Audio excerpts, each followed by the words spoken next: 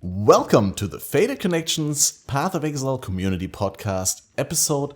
Oh wait, we have to redo that. My PoE game sound is up in the background. My specters in my hideout. There wasn't enough enthusiasm there. No, also it's bad to have I'm the game keeping running. This bit.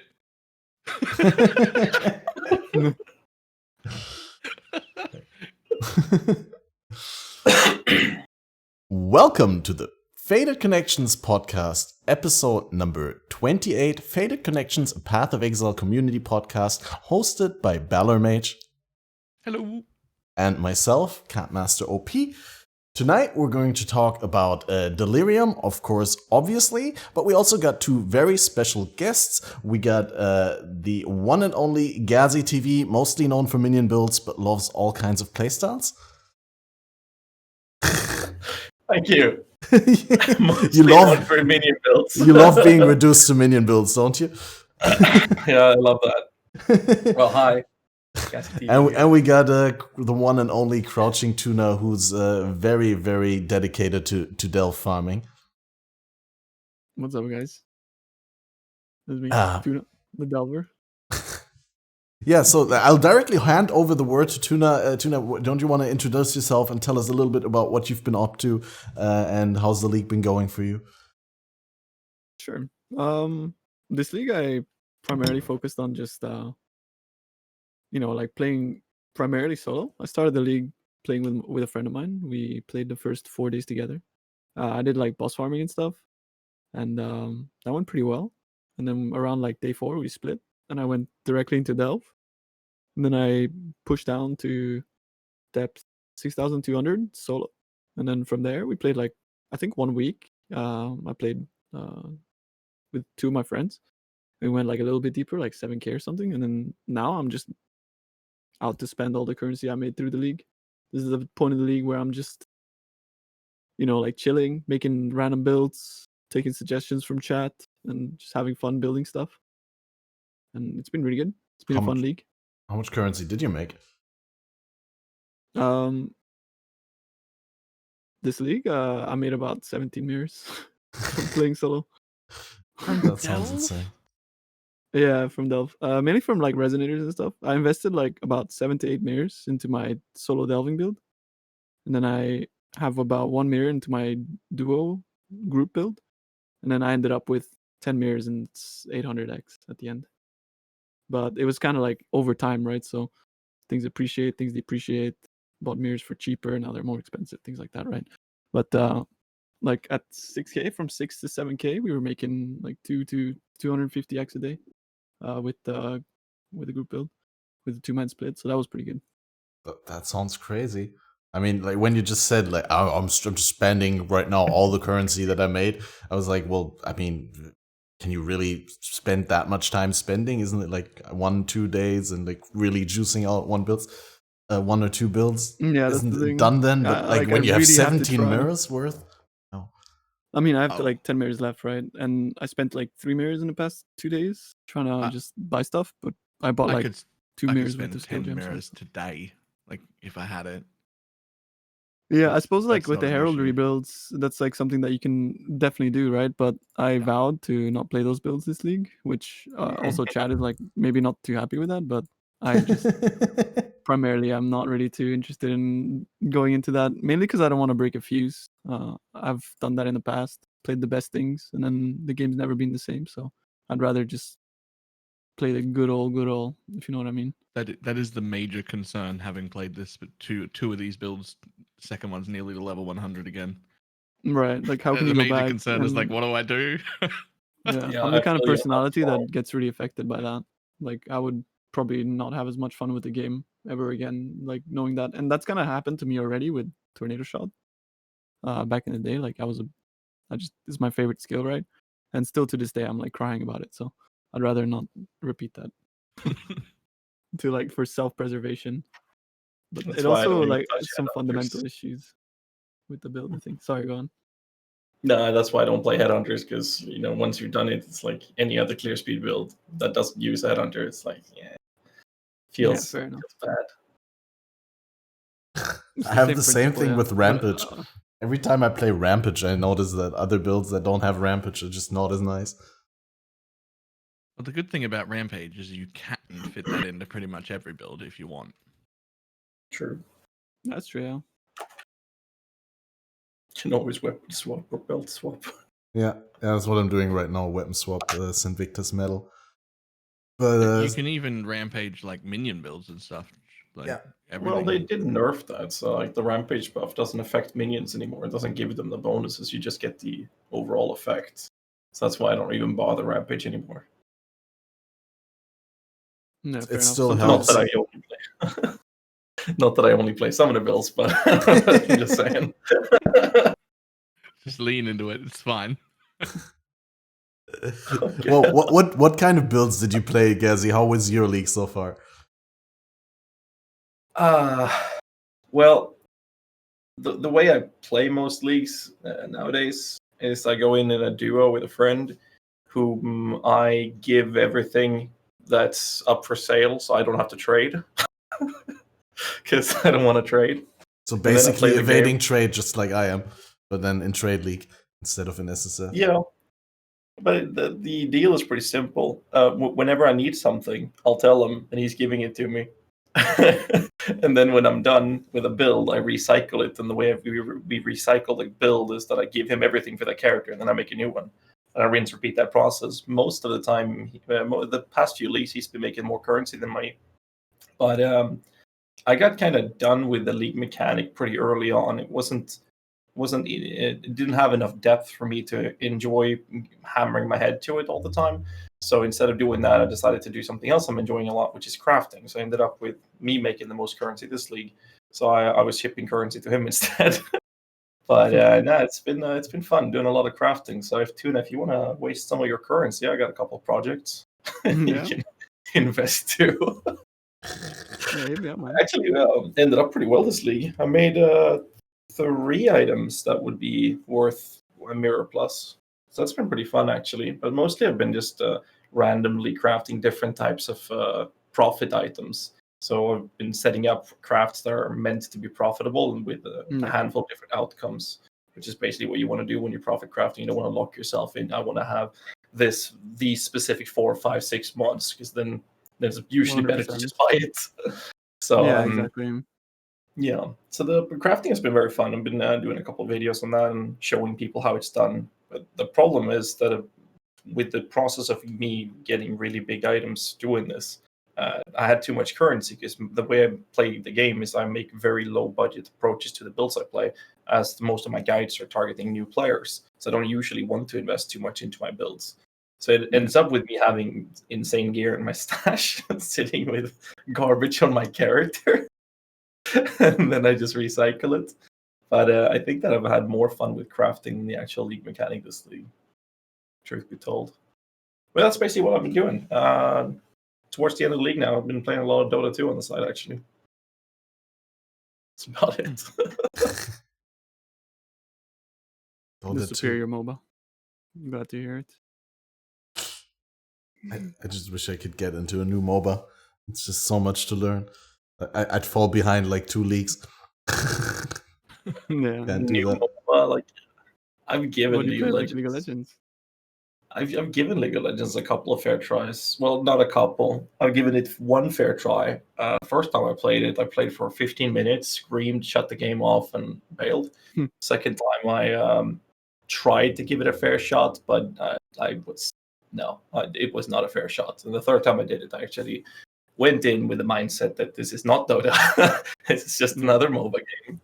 And League of Legends has really cool approaches to it, and with the way they've embraced the genre. But I mean, I played Dota 1 for tens of thousands of hours, and then Dota 2 I was paid to play for as 4th, 5th position before I started streaming in Dota 2. So it's what Catmaster was saying. Learning a new MOBA or learning a MOBA means you have to learn all the heroes, everything they can do, all the tips and tricks of every hero, all the items, and then the meta of the game. Combos, the synergy. Yeah, I the mean, counters. It's insane. Yeah.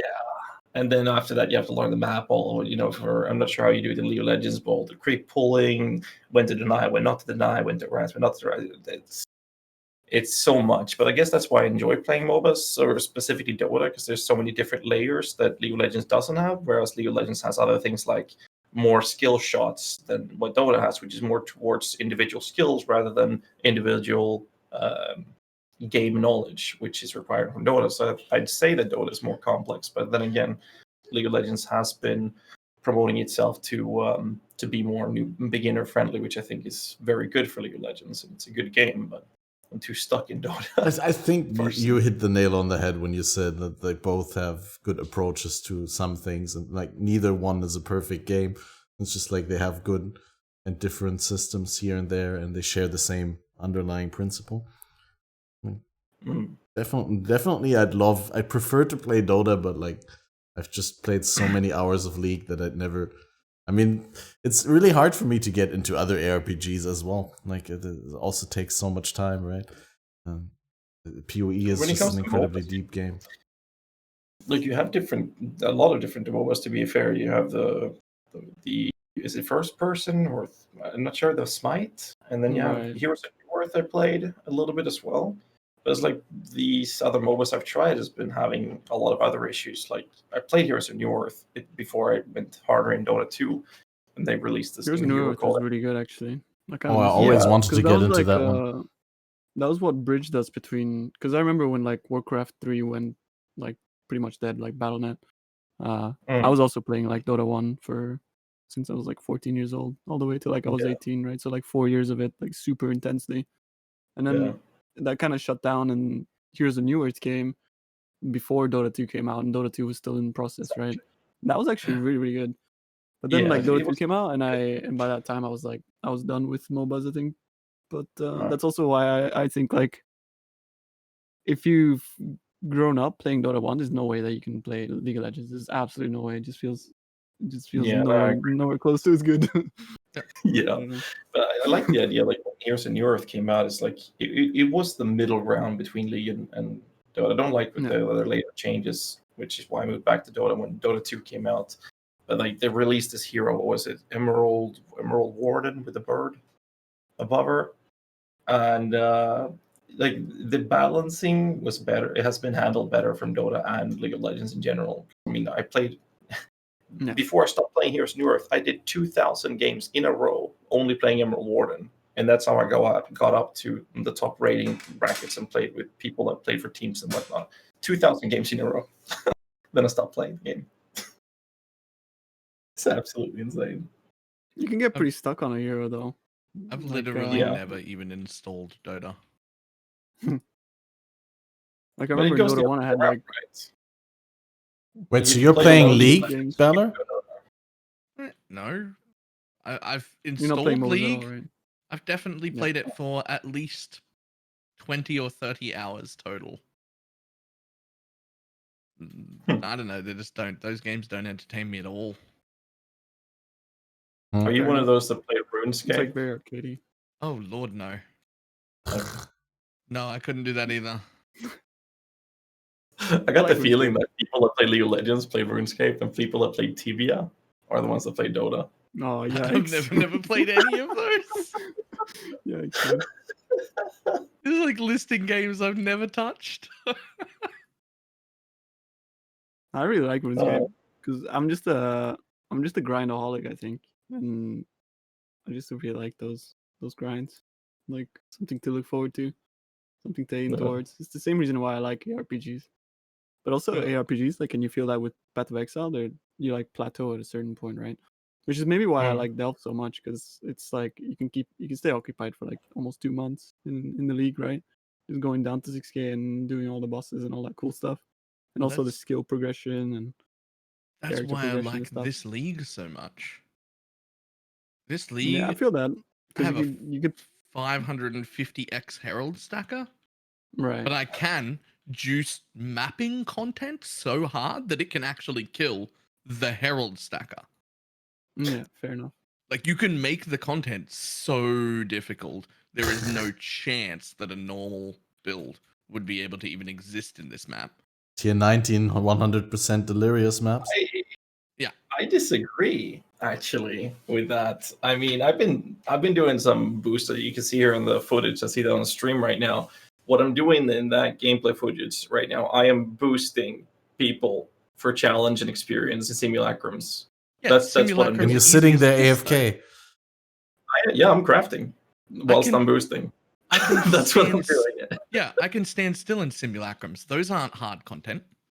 No, but the thing is, I do the same thing in a tier 18 100% Delirium map as well.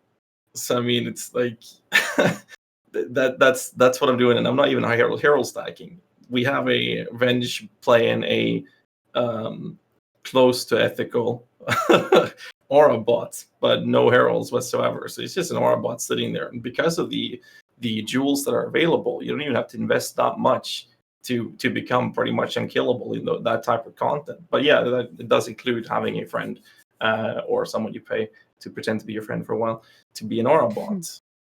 I mean, my gear there don't have that much, maybe a little bit overkill weapon and amulet, but for the most part, I stripped the budget on my character to make it more accessible for new players. And I'm AFKing tier 16 Elder or Shaper maps, tier 18 100% Delirium. If you're not regularly dying in your maps, you are not doing maps this hard.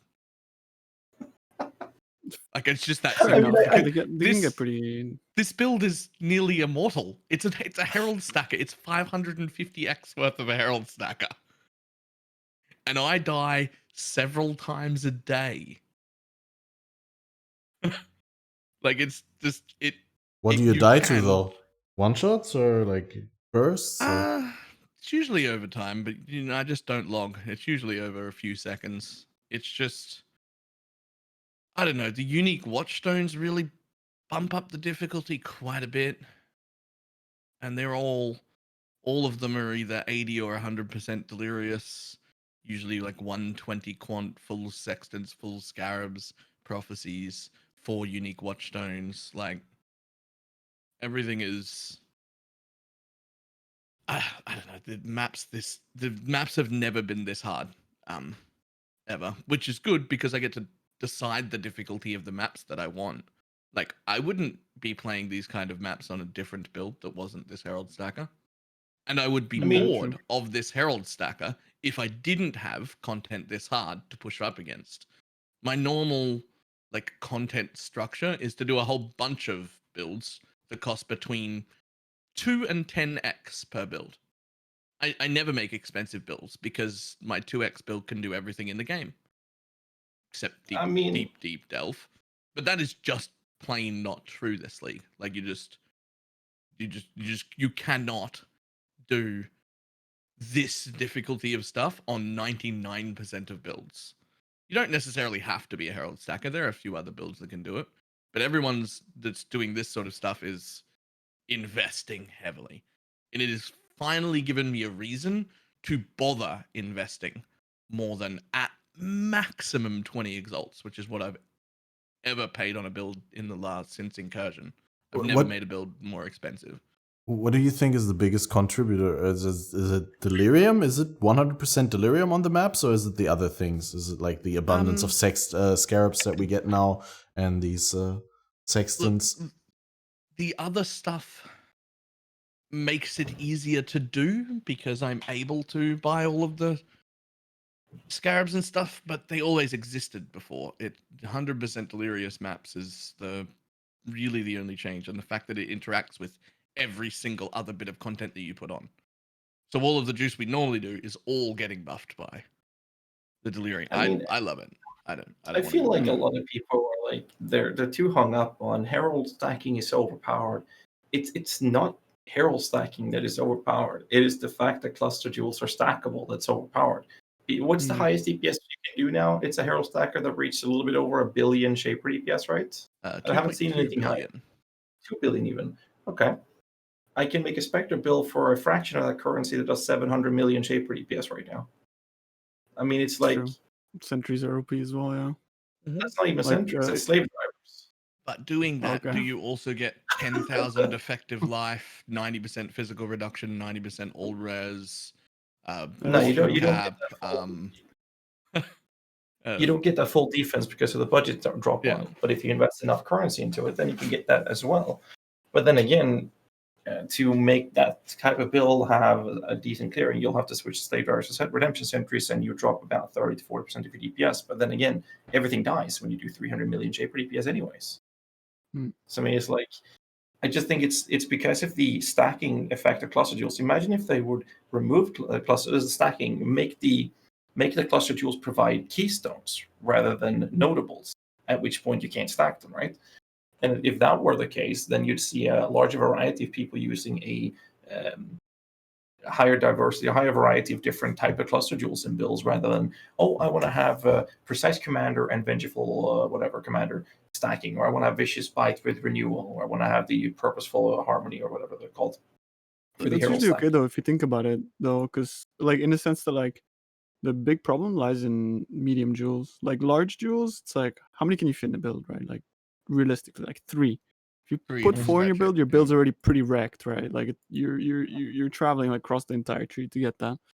The real problem, I think, and I think this is a big problem for the game, and they need to sort this out, because I think right now Path of Exile is not in a good state in terms of builds. Like I know people are having fun with Herald builds, but I don't think it's good.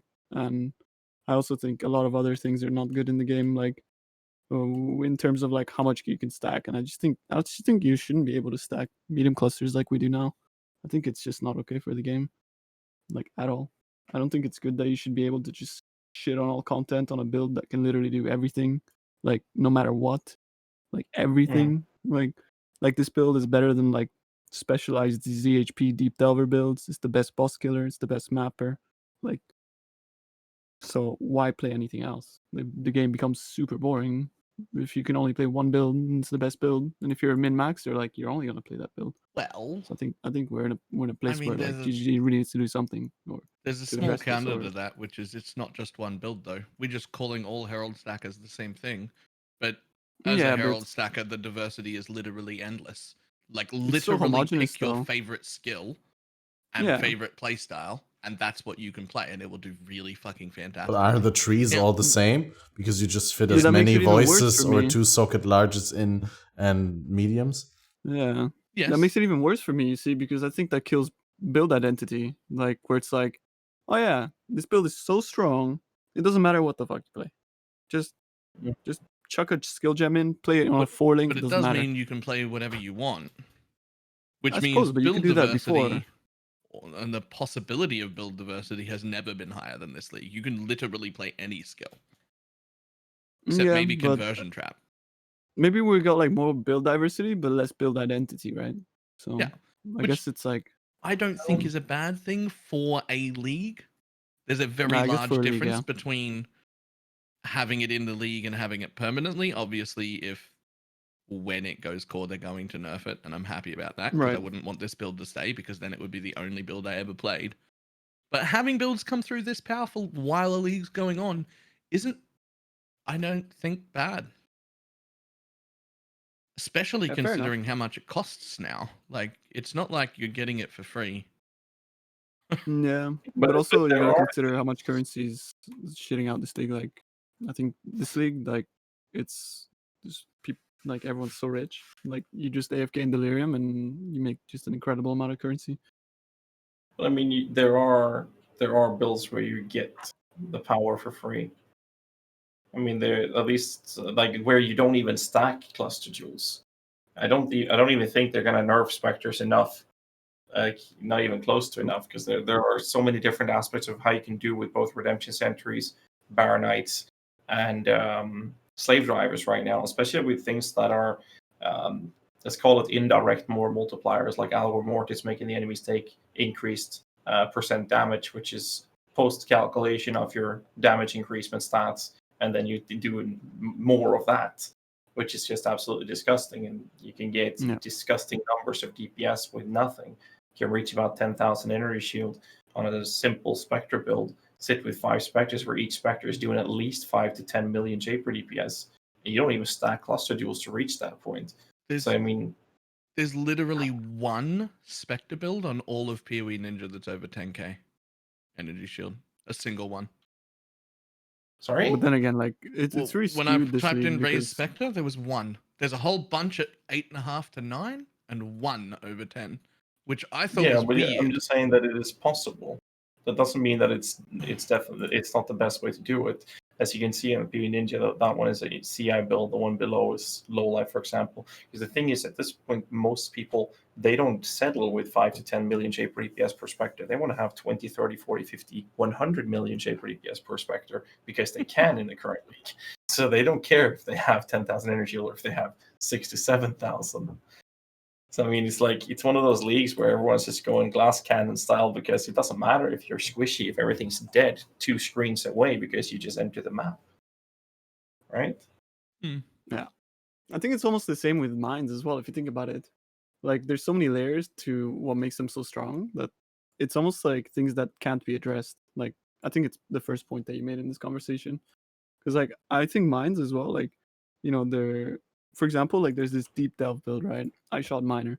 Just like, how do you nerf it? Do you nerf iShot?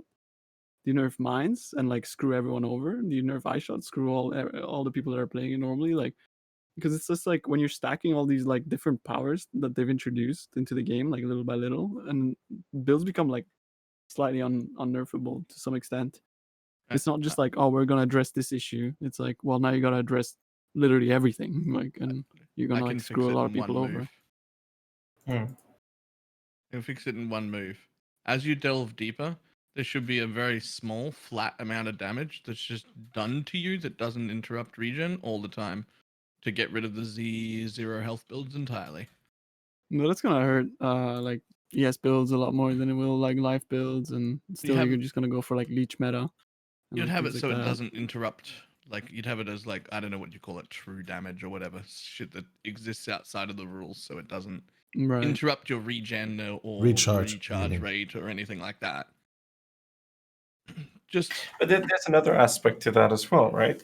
Because we're talking about nerfing specific builds that are requiring nerfs because of how insane they are for specific contents. But we also have to keep reminding ourselves about the simple fact that most people don't reach red tier maps. Most people don't reach yellow tier. They don't even reach white tier maps.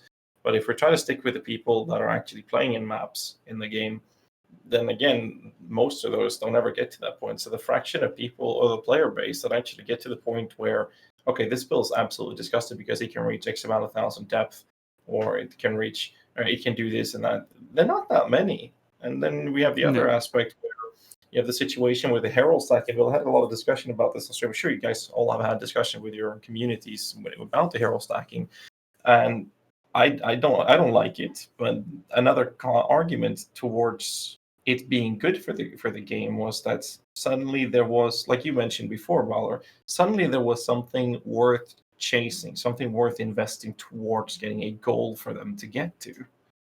So I mean, there's that aspect of it as well. But ultimately, the people that plays these builds can play them, or even have the knowledge or experience and time to get to that point are very, very, very few.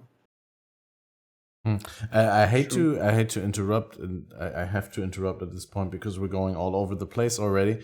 But to focus back on the Delirium League in particular, because we're talking about the new power level, the new power ceiling of builds, which is kind of okay in the context of, we like that there's so much new challenging content, and that there's, even with the best builds, you can still die in the very, very highest of content. But going forward, I mean, Delirium will not be the ongoing league. Next league, Delirium will in some way or another go core or not go core. If that new power ceiling falls away, obviously we like all those builds need to be brought down, right? Like to sum it down to one question, like, do you think Delirium should go core as it is right now? Do you think that basically, like they did it with other leagues, that they should take it and make it a 10% occurrence in maps, and then you still get your Delirium orbs, and you still have access to that 100% Delirium, access to the Simulacrum, access to everything that the league has? And what about cluster jewels in the same context? I mean, that's a different topic. Maybe just answer first. Like, do you think Delirium as a mechanic should be in the game at 10% or more? Well, I can go off there first, and I feel that Delirium there's a lot of layers to this response, but basically, I love the aspect of the cluster tools, which is increasing diversity and variety in build creation, which I think is really good for the game in general. It just needs a lot of balancing. But the league itself, no. Most new players I talk to, when I say new, I mean people have played the game for a couple of leagues already, if not longer. Most of them don't ever use essences other than as an alcor when they're leveling. Then they don't use essences. There are plenty of them that never use fossils. Plenty of them that never use the fragments and maps and all of these things. And never use the scarabs. Never use the sextants. And they're just going to add more and more and more and more things to the game that most people don't ever use. So having delirium orbs, I don't think that many people would use them. So it's for them to implement it and have this available to the core game for future leagues would just again cater to a very, very thin, small amount of players that would actually bother using them. There's so many things in the game right now that most new people feel that it's daunting, and I think that's my biggest issue with all the leagues that are designed in a way that's supposed to be implemented as a core mechanic. And it makes my job a living hell, as most of my content is towards new players. It just adds another thing I have to explain every time, but it's like too much.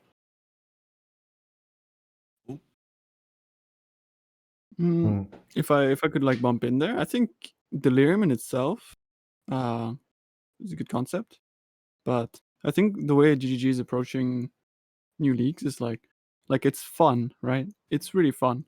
That's good. They're prioritizing having fun, and I think that's really good. But what they're doing is at the expense of every other true. Because I don't think like if this goes core, I don't think this is a true core league mechanic. Metamorph wasn't either. The last real true core league mechanic I think that we've had was Betrayal, or would have been Synthesis, right? Where it's like this introduces like a part of the game that literally wasn't there before. It's not you mean just like something that's not optional, click. basically? Well, it's not like it's just like it's not like just click this and there's more of stuff, right? It's more like this is a core mechanic that the video game is now gonna like implement into itself to become what Path of Exile is today, right? Like the master system, the crafting, and then like Synthesis would have been like a whole other section of an end game, and they had their own little build identity, like not build, but like game identifiers within them, which made them their own leagues. But since then, even Metamorph, it's like you just kill this monster and it gives you everything from every other league before. And it's like you're just killing like content identity. And I think that's really, really bad for the game. And I think that kills a lot of like what makes Path of Exile good, which is like you want to specialize in certain things, right? But betrayal farmers want to specialize in that. There's people that want to specialize in delve like myself. There's people that want to specialize in map blasting. But when you give like more stuff from one type of content than all those other things put together, you're just killing like the diversity within the video game of like people that like to specialize on certain things. Like, and I think you're just killing identity, like content identity. And I think that's really not good. And I think that they've been doing this since Legion, because I remember when Legion came out and Reddit was like rejoicing, like, I am so happy that I don't have to go to Delve anymore to get my fossils. I can get anything. It's really nice. It's like literally like loot boxes with within maps, and they're free. It's catering to like almost like a McDonald's generation of RPG gamers, and I think that's not really good. I think they're going towards the wrong spectrum of like of gaming, like when they should be focusing on like creating niches, like sub niches within the game for people to specialize in. I think it's also completely fine that they're introducing more and more complexity because of this. Because say you're a new player and you're like, well, I really like this type of aspect within the game, so I want to focus on that. You don't have to learn everything else, because you can just focus on that for like 2-3 leagues and then move on to something else, right? Once you've like mastered that thing. But now that they're like kind of forcing people into the best content, then what's the point of doing anything else? And I think that's really bad. I 100% agree. Just real quickly on that idea of criticizing the fact that all the old league specific rewards get shoved into the new league rewards, right? The past 3 leagues that we got we always got more and more of the previous league reward. Like this league, we have more oils than in Blight. We have more organs than in Metamorph. No, not really, but Yeah. not Metamorph, but it feels like more oils, definitely more. What is the catalyst? That's what I wanted to say. Right. So And- many catalysts. And I mean, Tuna, you probably know for sure that like that it really sucks that most fossils don't come from Delve anymore. I mean, for me as a deep delver, it really doesn't matter at all. But it hurts Because you delving. just get the good Like, fossils I and go the deep good and I get the good resonators. fossil. Yeah, it The main hurts thing that people who are affected me normally at is the 300 to divination card. 1,000, right? Like if you were hanging Well, out at 300 to 1,000, somewhere in Yeah, that exactly. range instead of 6,000, You're a lot of absolutely your profit cocked. used to come from fossils that just are Exactly. worthless Whereas now. like I get to like already 2K within the end of the second week, right? So for me, it's like once I'm there, I'm just You're rolling farming in the good value fossils, and it doesn't fossils, matter yeah. to me. Yeah, but again, it's not that like I'm not speaking about myself because I think like honestly that's quite selfish, right? In the sense that like oh, it's like they should make the game about like what I like to do. I'm just speaking for the general health of the video game because I think the video game is going. I love Path of Exile, but it's just I think lately it's just been going in the wrong direction. It was fun for a league. Legion was really fun. Like just blast. Like turn your brain off. Who cares? Just blast, right? But they've been doing this now for like what? Like it's been Legion, it's been Blight, and then it's been Metamorph, and now Delirium. That's 4 leagues of loot pinatas without Yeah, any right. actual technical or mechanical sort of thought being put into how to min-max the mechanic. It's just like, nah, just add more juice. Who cares? So I want to Like- slightly touch on that because I think for Delirium has been my favorite league in maybe forever. However, I think at least in my head, it's important to separate the league and the league mechanic from the reward structure. The reward structure is the main thing that you just complained about, and I agree with it Right. entirely. Like it's complete bullshit. I don't like that I'm getting everything from it. What I do like is how many scarabs it shits out, and I don't mind that at all. If you shit out scarabs for everything and then I could run those scarabs to pick the kind of content I wanted, I would be on board with that. Like that's a very, very good way to hand me the ability to choose my own content and then pick the stuff I want to run. I love that. But the fact that it It's just understandable. shits out absolutely everything all of the time does seem ridiculous to me. But I, at least in my head, am keeping that very separate from the league itself because the league itself is probably the single best league we've had. I want to say ever. It's the most fun I've had since Breach League. Like I can't. But I feel like this league was only fun if you really knew how to and wanted to invest hundreds and hundreds of exalts into builds. Yeah. If you were Makes sense. anything shy of that, it seemed pretty meh. Okay. If it wasn't what you were into, it seemed pretty meh. But like at the same time, most of the leagues that have been put in the last, I want to say, year or so, have been more aimed towards newer players than very experienced ones. They all have been somewhat easy, somewhat simple, easy to integrate, easy to understand, nothing difficult really. Well, no about internal them. progression really. Like Yeah, no, and no. so they've all been, this is the first time I feel like something has been aimed at really pleasing like the I don't know how to say that without it sounding The casuals, I'll fucking say. It Yeah, sounded it's- like what? I don't know. Because of- Sounding just It's right. a perfect This is segment to the video say it. series that you've been doing, where you do Just- like the casual worker exile. What was it? Like the 90 Right. minutes per day? Yeah, working class exile. But this is the first league in ages that feels like it's been aimed at me, not casual people. And everyone so far that has said that they are not enjoying it are people who either aren't good or don't like the min-maxing. They don't like spending 100 exalts. They don't like to have very expensive characters. They just want to make many little characters. Those are the only two people that have said, I don't enjoy this league yet. They either I don't get that. like expensive characters, which is fine, or they're not good enough. Those are literally encompasses everyone who said they don't like the league. Those two I'll be honest people. with you though, I don't like this league, but again, it's not because of the Delirium. It's just because of like all the compiling. Like, for me, it's the lack of depth. I just really hate that. I don't like that. All I have to do is just walk through a portal and then stick a simulacrum in, and I don't have to like. But it's Because I really difficulty. like It's so difficult.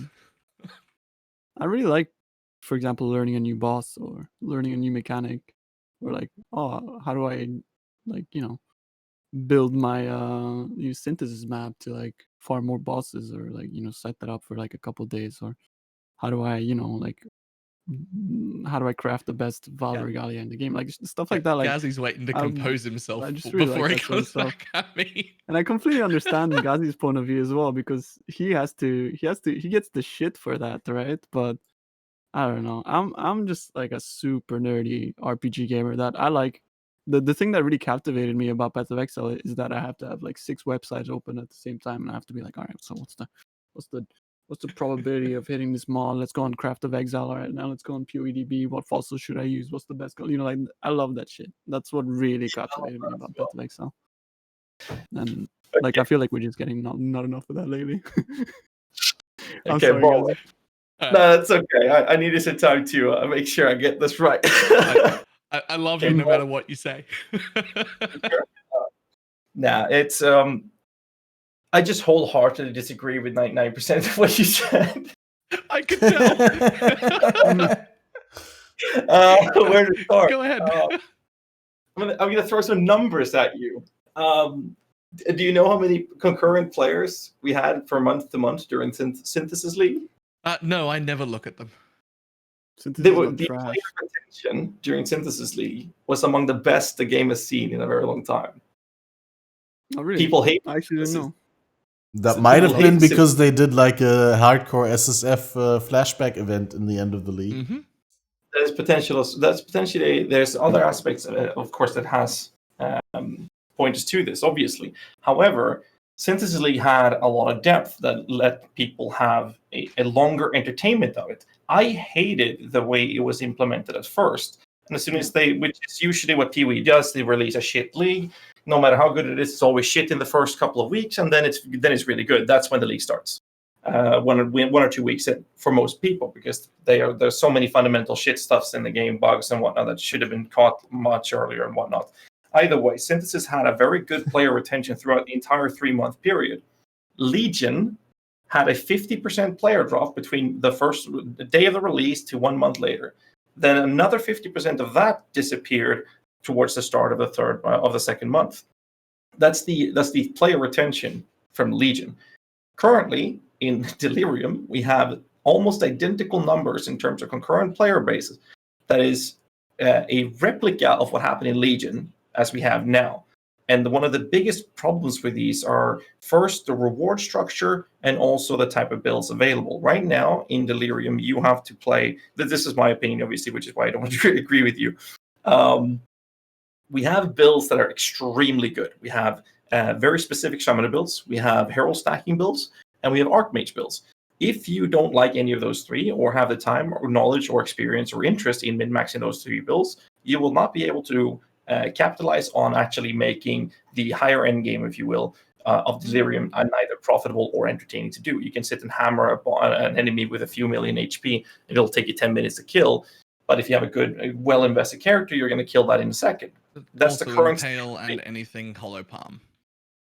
Yeah, so basically you have that approach, right? And the reward structure is that the faster you run through content, the more currency you make. That I'm perfectly fine with. I think that's great. We had such a reward structure in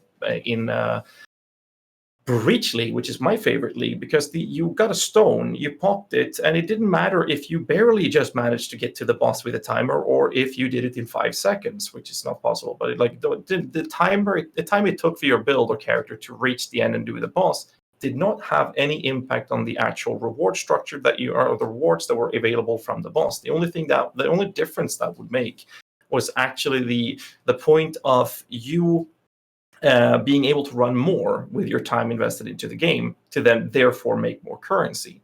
And that drastically changed when it comes to Legion, for example, where if you didn't play a Wind Ripper, Tornado Shot, or a Cyclone Headhunter build, it was almost not, for the most part, not even close to profitable to pop these whatever they call the relics, the stones in your map device, rather than selling them, because they just follow the market because of how valuable they were to builds that were invested heavily to be able to do them profitably, which resulted in people not having the time or not the experience or the knowledge to do this in an effective way.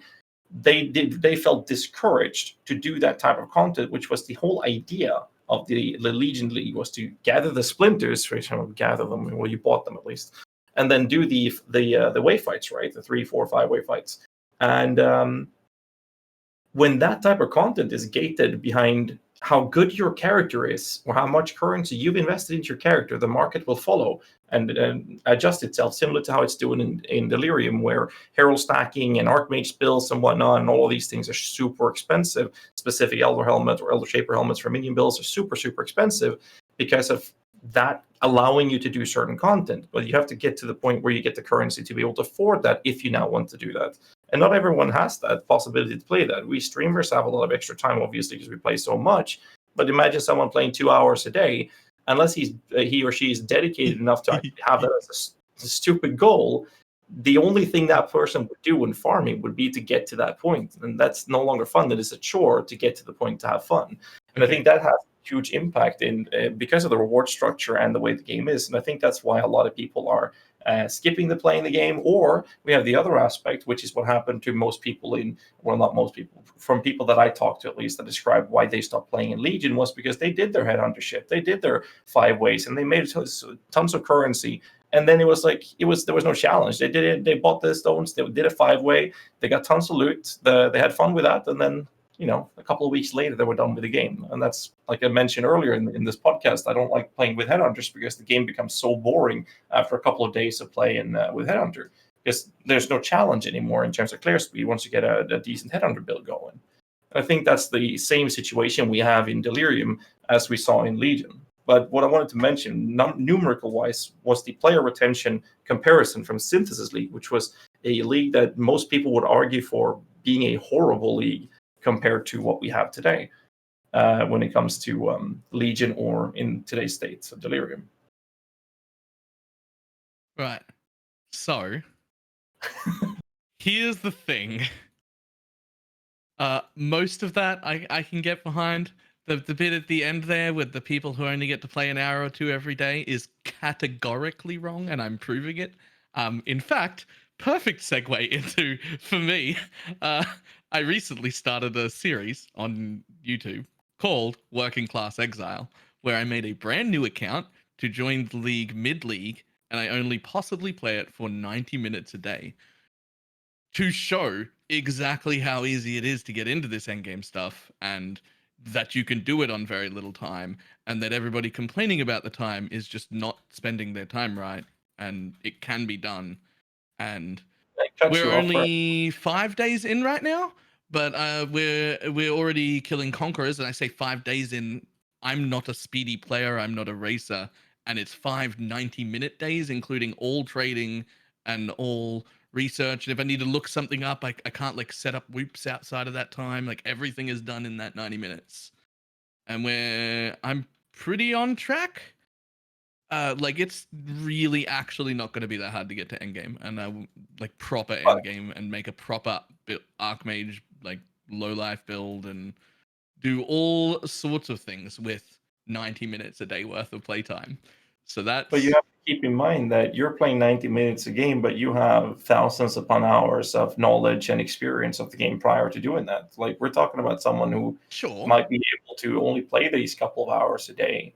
That's their experience and knowledge gathering of the game. Like, most of us here, I'm assuming all four of us have extensive experience in crafting, extensive experience or knowledge at least in how to do things and how mods work, how the weighted pools work, and what's profitable, what's not profitable, what items to loot, how to use a scarab, how to use an essence, how to block a craft when you're slamming. You know, all of these simple but yet complex mechanics. Most people don't know these things because they have to learn them or be taught them, right? Because there's so many things in the game that needs to. It's like I played over 24,000 hours of this game now, and I'm still learning. And I mean, it's like you play a couple of hours a day. It's going to take you quite a few years before you get to that point. Yeah, but the point is that everyone can do it, and if Balor manages to do like significant things within like 10 or 12 days, that means that someone who's noob would be able to watch Balor's 90 minutes and every other day play, so he would take twice as long, but if you would just be following what Balor does, right? And Yeah. No, absolutely. No, I'm not saying that it's impossible, but we're talking about not what you can do. I mean, we've seen people kill at Siri from league start to kill within 2 hours. It can be done. That doesn't mean that most people can do it or does it ever. It's like Tight Killer. You know, it's like to that level. But the thing about that is, I'm not actually a good player. I just know a lot of stuff. Like, I don't know if you've seen me leveling. It takes me on average on a league start 10.5 to 12 hours to get to maps. Like, that's my normal league start map. Like, I'm not actually good at this game. I just know stuff. That's all I've got. Yeah, but then again, Path of Exile is a very complex game where knowledge is pretty much key to Knowledge everything. carries me heavy, but I'm not good at the video game. Mm. It's The argument I was making earlier is basically the idea that even if it's possible, or even if there's guides out there, I mean, I've seen people during Sundays where I do build reviews. They're showing me a summoner build, and I'm like, well, could have just followed my guide, and you would have killed Awakener Sirius Awakening 8 without problems within the first day if you wanted to. I mean, it's like, well, not that overkill, but you know, you just follow a guide is basically what I'm thinking. But most people don't do that. Like, most people don't do those things. So they don't go to check a guide out. They want to play the game and have fun. They hit a brick wall, and now they're going to try to fix it, and they barely know anything about the game when you dig into their brain and start picking it. And that's because most people are lazy, right? So just because something is possible doesn't mean that most people are doing it, even if they can do it. And I think that's the problem, right? Why is that a problem? Why is that a problem? So the structure of we're talking about the player retention and the longevity of player bases in different leagues, and we were arguing about the reward structure and the league entertainment rights, and that's where the topic started. And with these things in mind, if people are lazy, then yes, that's going to affect the player retention. Even if they can fix their own issue. Most people don't do it, right?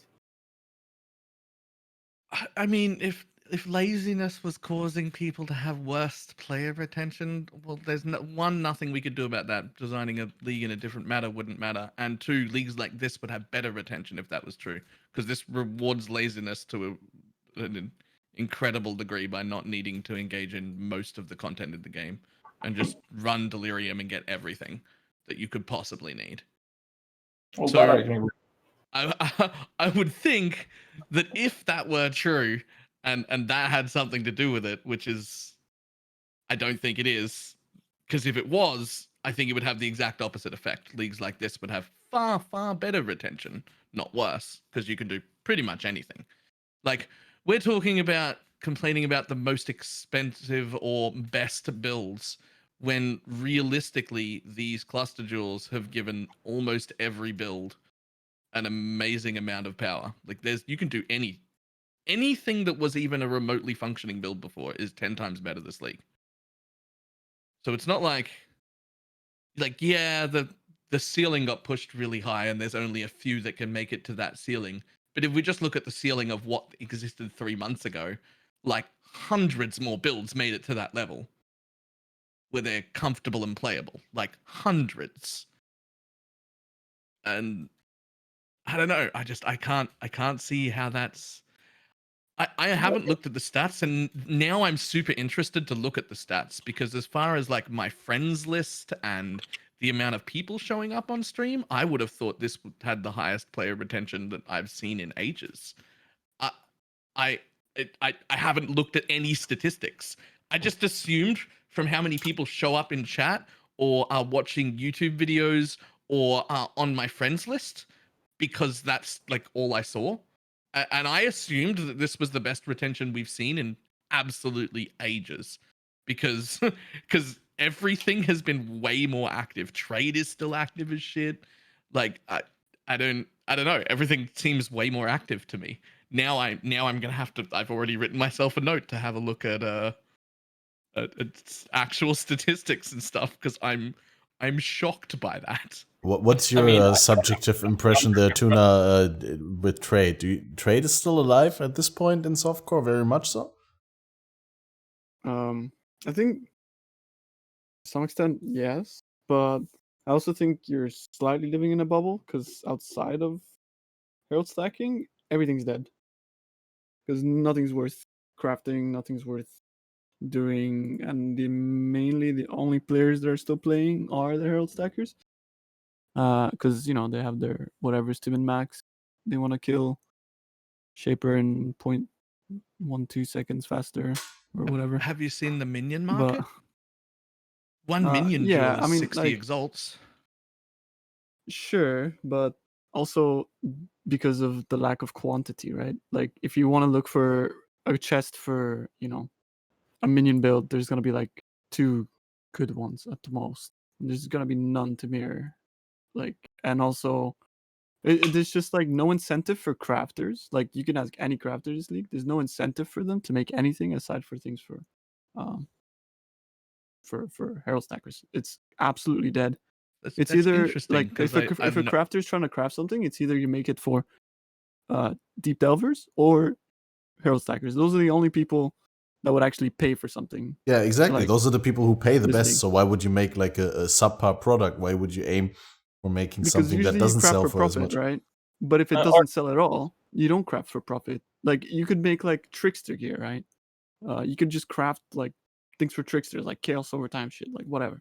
Or like, and you could just pump them out, but like nobody's gonna buy that because nobody's playing it. Interestingly enough, it's the same with like you can make stuff for assassins, right? Yeah, but it's like mage, stacking, minion to some degree, but very specific helmets mostly.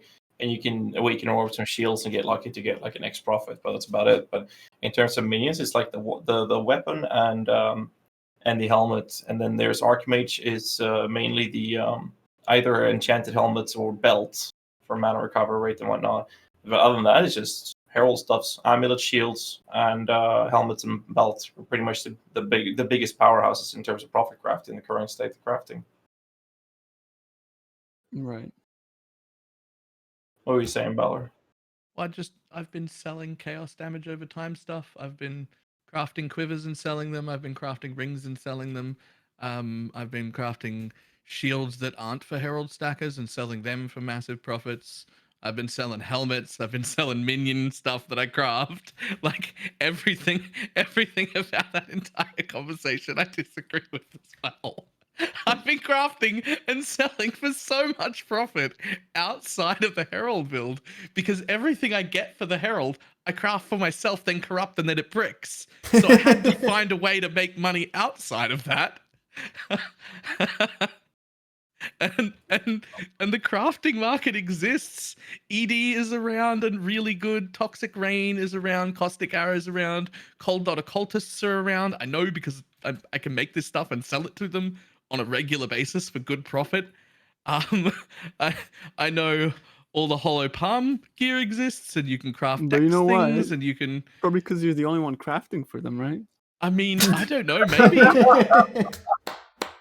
There's like 3% of the entire league playing Trickster at the moment. Like you know, we gotta be honest about this shit. Maybe- It's really bad. maybe? Like, I've been looking into things. Like, it's Maybe I'm the really only bad, one man. doing it, and that's why they're selling. I don't know, but Yeah, I am able to assure sell you, stuff. it's yeah, like it's I- really rough out there, man. Like outside of this Herald bubble, it's really rough out there. Like you try to make something creative, and it's just like I've never found this much difficulty making like different builds as I found this league. This league has been just the most painfully difficult. Like where like there's one chest on the entire market that's like, it's pretty good. You know? Why And is my everything else is just experience so different absolute to trash. everyone else's? I'm having so much fun. I don't understand. I mean, this thing is pretty divisive, man. I'll be honest with you. Like, Right? it's a really divisive Yeah. league. Yeah. like look at the stuff I've been crafting. Crafting has been the main focus for me for the last month right now, and pretty much all my items that have been for non-herald stacking, non-archmage, and non-minion builds, all of those have sold, including like in Righteous Fire helmet and whatnot. But like those items have sold, but most of the items that haven't sold have been for builds that are not for those, and I'm dropping those prices like 20% a day right now. And I still have items up for sale for about 15 to 1600 Exaltas right now. And the items that are mostly being sold are the hero stacking. And even when I drop the prices on those, they're still vastly more profitable than anything else I've crafted. I mean, we're talking about 15 to 20 times the craft cost for the actual end price of the item compared to when I did like ED gloves, for example. Maybe made 15, 20x out of it. Once I craft a shield for 7x, it's worth 150x. It's like the difference is just so much bigger with those things because of the fact that the build is so popular and so strong that they're worth so much that people, and also because people are willing to invest that much into it. I'm not saying that the other items are not profitable. It's just easier to make more currency from the other items in general. But then again, the market's getting flooded. We're at that point in the league as well where the flooding in the market is happening. That's true as well. You're also going to see everybody dump their Herald builds in the next few weeks. Yeah. Because we know for a fact that Herald builds are gutted. They're gone. The end of this league. Like they flat out were like, yeah, we're killing it. And so everyone who's got one is going to want to dump it if they care at all about standard currency. Everyone who Do you cares think they're about bringing completely in gonna currency, kill the playstyle? Like this build will not exist to next league. Yeah. Not just in a nerfed state. Oh, it's only half. It will not exist. yeah, I but don't know the how, same, but the same it's was said gone. about other builds in the past, right? Not Yeah. by me. But I mean, keep in mind like the aspect of people like myself and Tuna, you've been crafting as well, like, and you Balor's been crafting. Like, we have to also include the fact that when streamer or content creators are showing how to do certain crafts, it takes 2 days, and then that market of that specific item you It craft disappears. I made 15 to 20x profits on crafting double plus skill amulets, and I showed the stream, and it didn't take. I think it was less than 20 hours, and then the market was so flooded that instead of making 20x profit on a good roll, that would only be 5x profit. 3 days later, it was 1 or 2x profit from a really good roll. It wasn't worth doing anymore. So I mean, I don't mind it because I don't really care about the currency, but you have that aspect to consider, and then the time of the league where you're mentioning the fact that people will be dumping their gear for the people that wants to play around with currency, and for the people that want to care about currency and standard, and also the fact that people are flooding the market because now more people have more currency to craft and they're just going ham with it. Yeah. And I do want to mention, like, I dug up the numbers on the player retention, by the way. I was going to look it up after the thing. March, it's only the Steam concurrent player numbers, though. Yeah. Which is equivalent to it. But the numbers are incorrect, but the percent player retention is proportional. Thank you. So Synthesis was released on March 2019, and then we had a peak amount of players, and the month later was April 2018. It dropped by 41%, which is big. And then you remember Synthesis League only got really good after 3.5 weeks into the league, approximately. After that, they dropped 3,000 players. Between the second and third month, 3,000 players. And Which if we then look at the... How much relatively in relation to how much they had? How many they had? In percent? Well, you said they dropped 3,000, but I don't know how many they had. Like drop 3,000 from how many to how many? Back then, the peak in April 2018 was 45.5 thousand. Peak during May 2018 was 42.3 thousand. So that's it's 2 point something, less than 3K. No, wait, it's more than 3K. 3.2K. My bad. 3.2K players is what current peak players during the last month in terms of player base. But we look at the percent because the game has grown since then. So obviously, that's what 10%. Good point. Less than 10% between the second and third month. And then if you look at Legion, which was released on June 2019, right? June 2019, the player drop between June and July was from 113,000 to 53,000 players, which is that's a drop of 45%. And then between July and August, they dropped down 58% of that. So it just got, you cut the player base by half first month, and they cut it by another 50% on the second month. Whereas Synthesis only had a big drop in the start and then gained a lot back, I'm assuming, because of the fixes to the Synthesis League. But the difference between the second month and the third month was a mere 10% drop. So you're saying the key to a successful league with good player retention is to release the league in an even more broken state and take longer to fix it, so that then the returning players will even out. I mean, I think I would argue for that to be a contributing factor. But my argument, my personal opinion on it is that, similar to what Tuna was mentioning before, someone with the lack of depth in the league has a big factor in terms of player retention. And that also makes the game more enjoyable in general for the people that do trading.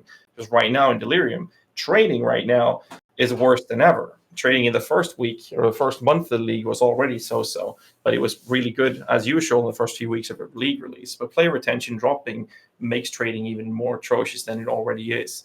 And Synthesis never really had that issue. I never really experienced that issue in Synthesis. It was always pretty decent to craft throughout the entirety of the league. Whereas both in Legion and Delirium, the trading is terrible, and that's mostly caused by the player retention dropping. But that's just the numbers. Just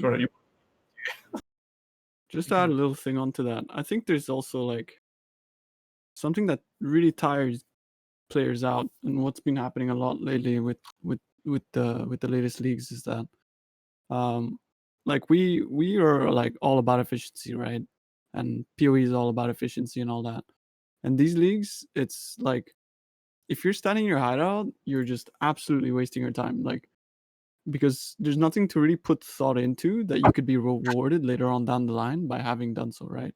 There's not like I can sit in my hideout and think like, all right, what if like I, like for example in Synthesis, you could set up so like you could farm bosses more often, and then if you put the time in to do that, then you would be rewarded for however much time after, right? But like also in the sense that like everything's just go, right? So you don't give players the time to sort of like sit back and breathe and learn some new systems and things like that. It's just about just blast. And I think just blasting, like that burns people out. Even like veteran players, that's what they do, I know people that have made like 20-30 mirrors through the league, and they've just said like, I can't do what I did this league again because I'll just never end up playing PoE ever again. Like that's, it's gone to the point where I'm just like completely brain mushed from this just heavy intensity blasting. And because it's like it's so unprofitable not to blast, right? And if you want to min max, you got to do that.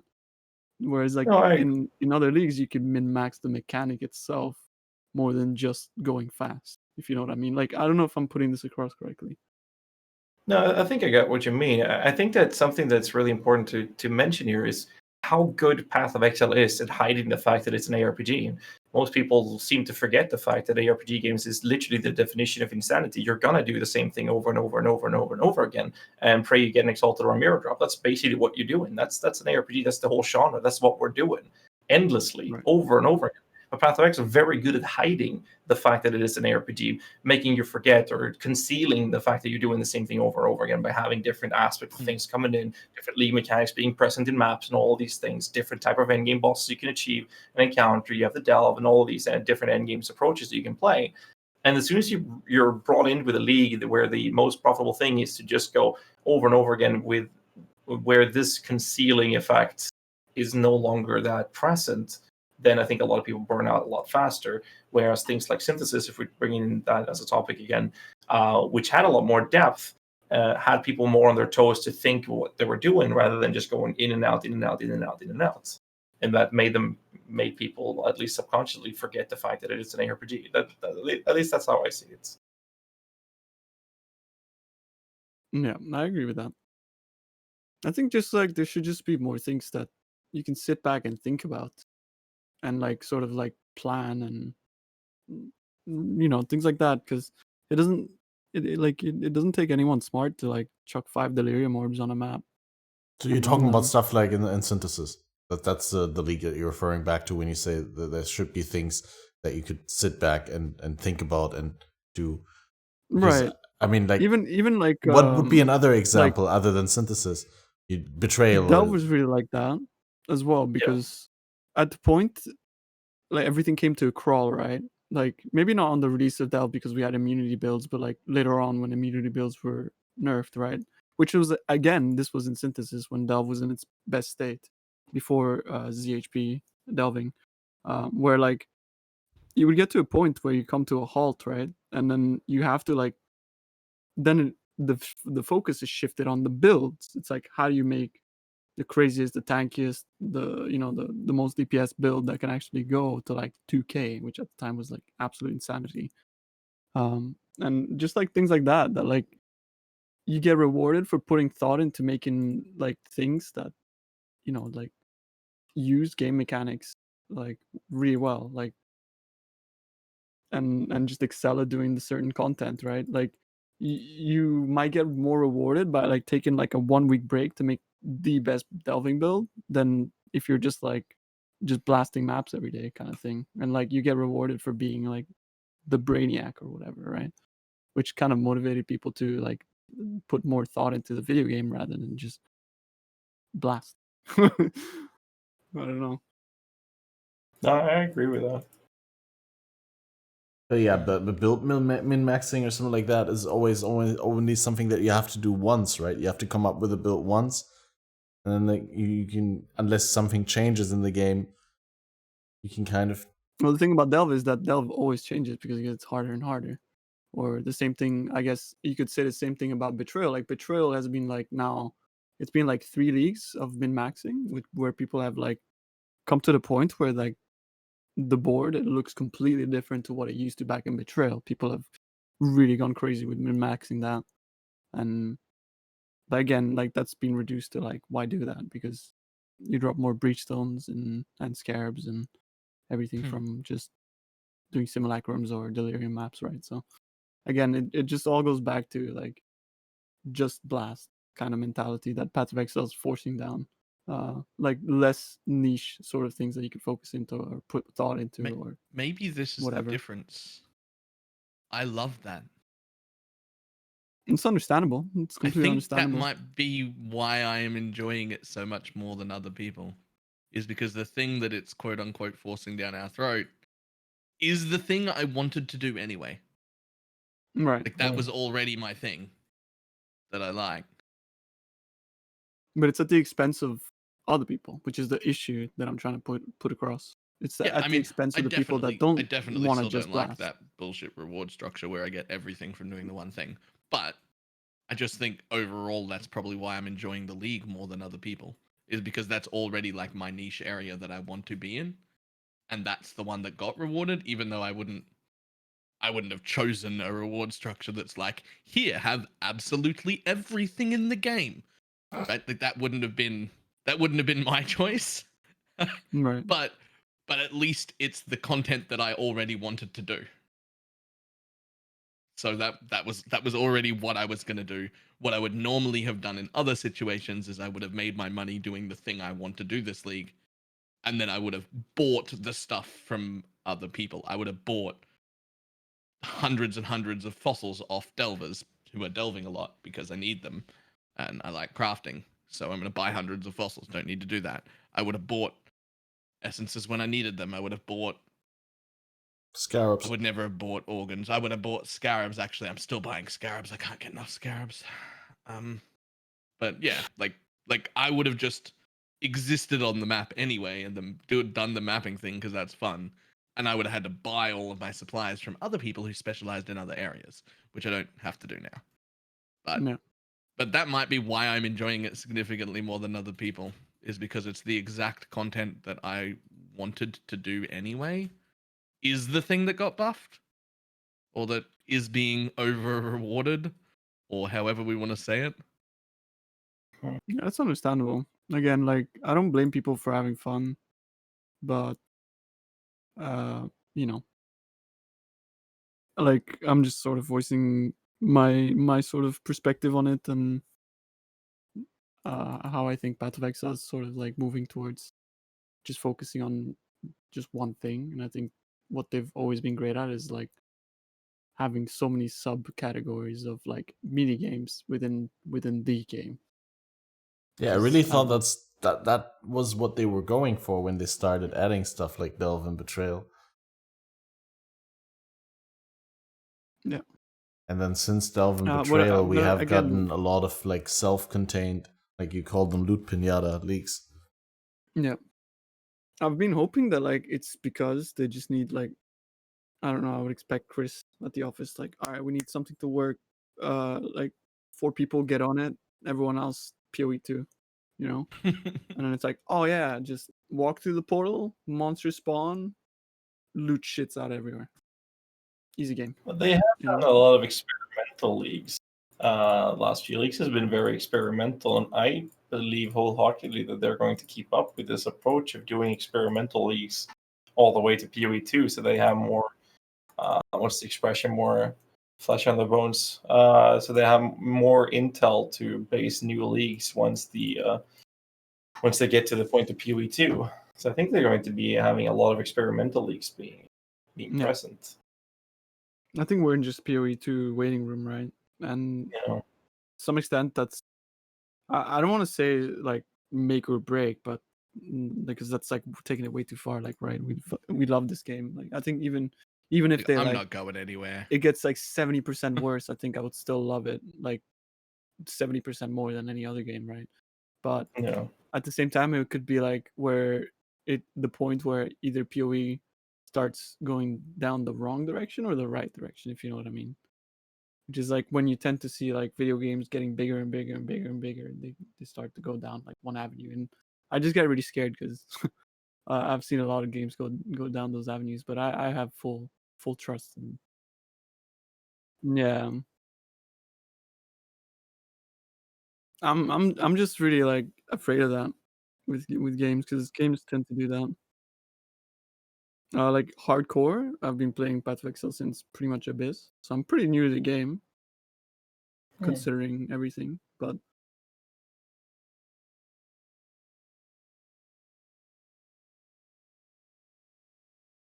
right, You're yeah, muted. you're muted on stream. You're You're muted, muted on Cat. stream apparently. Uh-huh. Well, that's what chat's saying. Or they're debating you, one of the two. No, it's right. I tried to mute myself earlier for the sneeze, but I wasn't aware of the way that I'm muting myself. Can people hear me now? Anyway, so I was saying something really smart, and as like Tuna was saying the game was going down the wrong road, and it's like at this point it decides whether it goes into the wrong or the right road, and I just said that there was many points on the road to At the which point people where we're felt at that, right yeah. now, at which different people in the community felt that way. And I mean, I don't want to say it all worked out for the best, but I definitely don't think we've gone down like a really steep slope at this point. There's But been 3 times in the past where I have thought this is the wrong direction. You guys are making a mistake, and I have been vocal about that on the stream. Right. And at this point, all 3 times I was wrong. Yeah. I wasn't trust really them. They like know saying better that. than I do. I've Of learned. course, they're the game developers. I tend to say that like really often as well. That like I'm only one perspective, right? And they have the analytics. They have actual like people that have been doing this for many many years. And the only like way that we got to this point, which is just this phenomenal game, is because of them, right? And I wasn't really saying that the game was going in the wrong direction. I was just saying that all I am is just generally scared about that within video games, and to some extent, um, like PoE 2 is gonna be the point where they really either show us like what they really got, or whether we're gonna see that it's just gonna be more of the same to some extent. With like the fact that like Ghazi said about the experimental leagues being like possibly coming in PoE 2, right?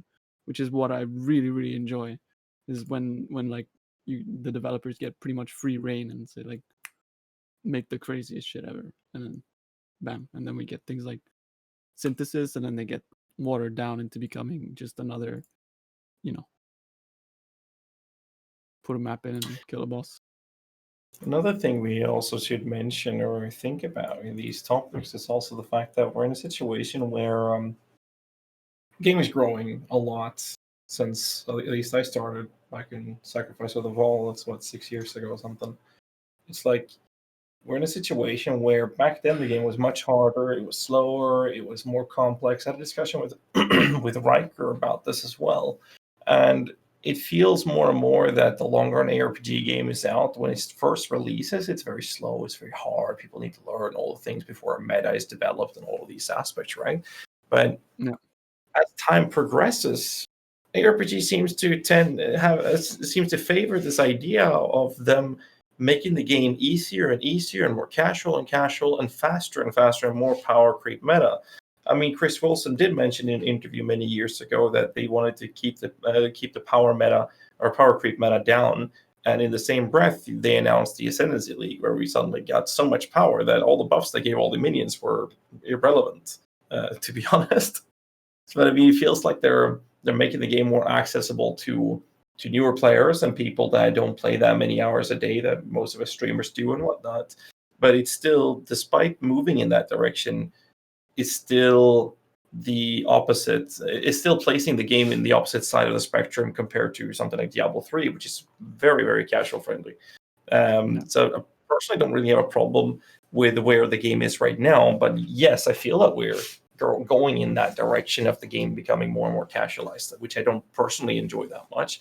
But it's going to take quite a lot before we reach D3 levels. So as long as we don't get too close to that point, I'm not going to have any problems with it. And I feel that with the way PoE is right now, that the road to that point is so far that I think that Chris Wilson would go in and say, you know what, guys, the fuck have you guys been doing? Let's fix this. Literally, just our passive tree is more complicated than the entire game of Diablo 3. It's not going to happen. But also, I think like they're just cranking up the fireworks, like just they did with Legacy League back in the day before the next big release, which in our case is, like we said, the PoE 2 release 4.0. And I think until then we'll see a lot more loot pinata and a lot more crazy like endgame destroying meta builds. It's just they'll I think to some degree they're also benchmarking and testing what they can, what they can work into PoE 2 and what valuable experiences they can still make. But also, I just, it's always been like that. They just fire up more and more and more, and then I think PoE 2 is gonna be like a soft reboot where we're going to go back to, at least for the first 2 or 3 leagues, to a game that is a lot slower and a lot, more scary. And then slowly but surely there's going to be more and more power creeping in until like 1 or 2 years down the road there's the next expansion with like big additions and stuff like that, and a new top end of most scary content. Similar like in this patch, I really like it. In the beginning I thought it was going to be great with Delirium that they add so much difficulty potentially on top without making it feel expected to do that sort of content. But now with the predominant herald stacking meta and like everyone seeing it everywhere, I think you can't really expect that the average player doesn't feel like he has to also do simulacrums and like everything with that much ease and juice out that content. But in the beginning, I thought it was just gonna, add more top-end difficulty level for the no-life players without really affecting the lower class, without really affecting the working class exiles. But yeah. I can agree with that as well. It's basically what me and Riker were saying a few days ago, where it seems like the leagues have always been oriented, for the most part, focused on end game players, the people are in maps and going through that, whereas the expansion releases have been, for the most part, focused on the beginner stages, like the playing through the acts, right? That's basically the kind of theme they've been having since they started doing these 3-month leagues, right? For a few years now. And I think that with PoE 2, they have the opportunity to do the soft reset where they're going to slow things down because of the big overhaul, which allows them, or would allow them, to be in a point where they have that approach and play with that, and then increase the power creep meta to the point where, okay, now it's time for us to do a PoE 3 thing, right? And then they could have the possibility at that point to do the same thing again, where they would soft reset everything down to a new ARPG, basically, where everything is slow again. So I think that if they do that, I think that would be really nice, because that's something I would personally love to see. But obviously, I'm very biased in that. But it would give us the opportunity to make the game truly feel like this is a new game, but it's still Path of Exile. I mean, it's like they're literally doing a soft reboot. We've already seen Kitava's skull, and the whole thing is like 30 years after. It's like Vader's helmet in what's the Force Awakens. One thing about power creep that sorry, I'm like, didn't want to bring up sort that of, bitter taste. I'm sort of worried about is that it has to be like done right, in the sense that we need power creep, right? Like, it's so important to have power creep in games like these, where like you need to have sort of like, oh, so there's this new thing, and it's like I can make my build a little bit better with the new tools that you give me from this league, right? And that's cool. But then, like, also the way that the content scales, like, also needs to pose just as much, if not more, difficulty in the next league. But this is also probably the issue that the developers find themselves in, is that like we might introduce new content that's harder, but then everything else is so much easier, right? So you introduce power creep, and you can't really scale the difficulty globally until an expansion or something like that. And I think right now we find ourselves at the point of like the end cycle of the expansion, where everything is just steamrolled by everything. And hopefully PoE 2 is kind of a reset where we have to like figure everything out again from the start. And I hope that's going to be really exciting, to go back to maybe the game being more difficult. But yeah, right now it's the only difficult thing in the game is Delve, and I think it's also not even that difficult anymore because of CHP. You just learn to not get hit, or you get hit and you die like 10,000 times a league. But again, it's like it doesn't matter, right?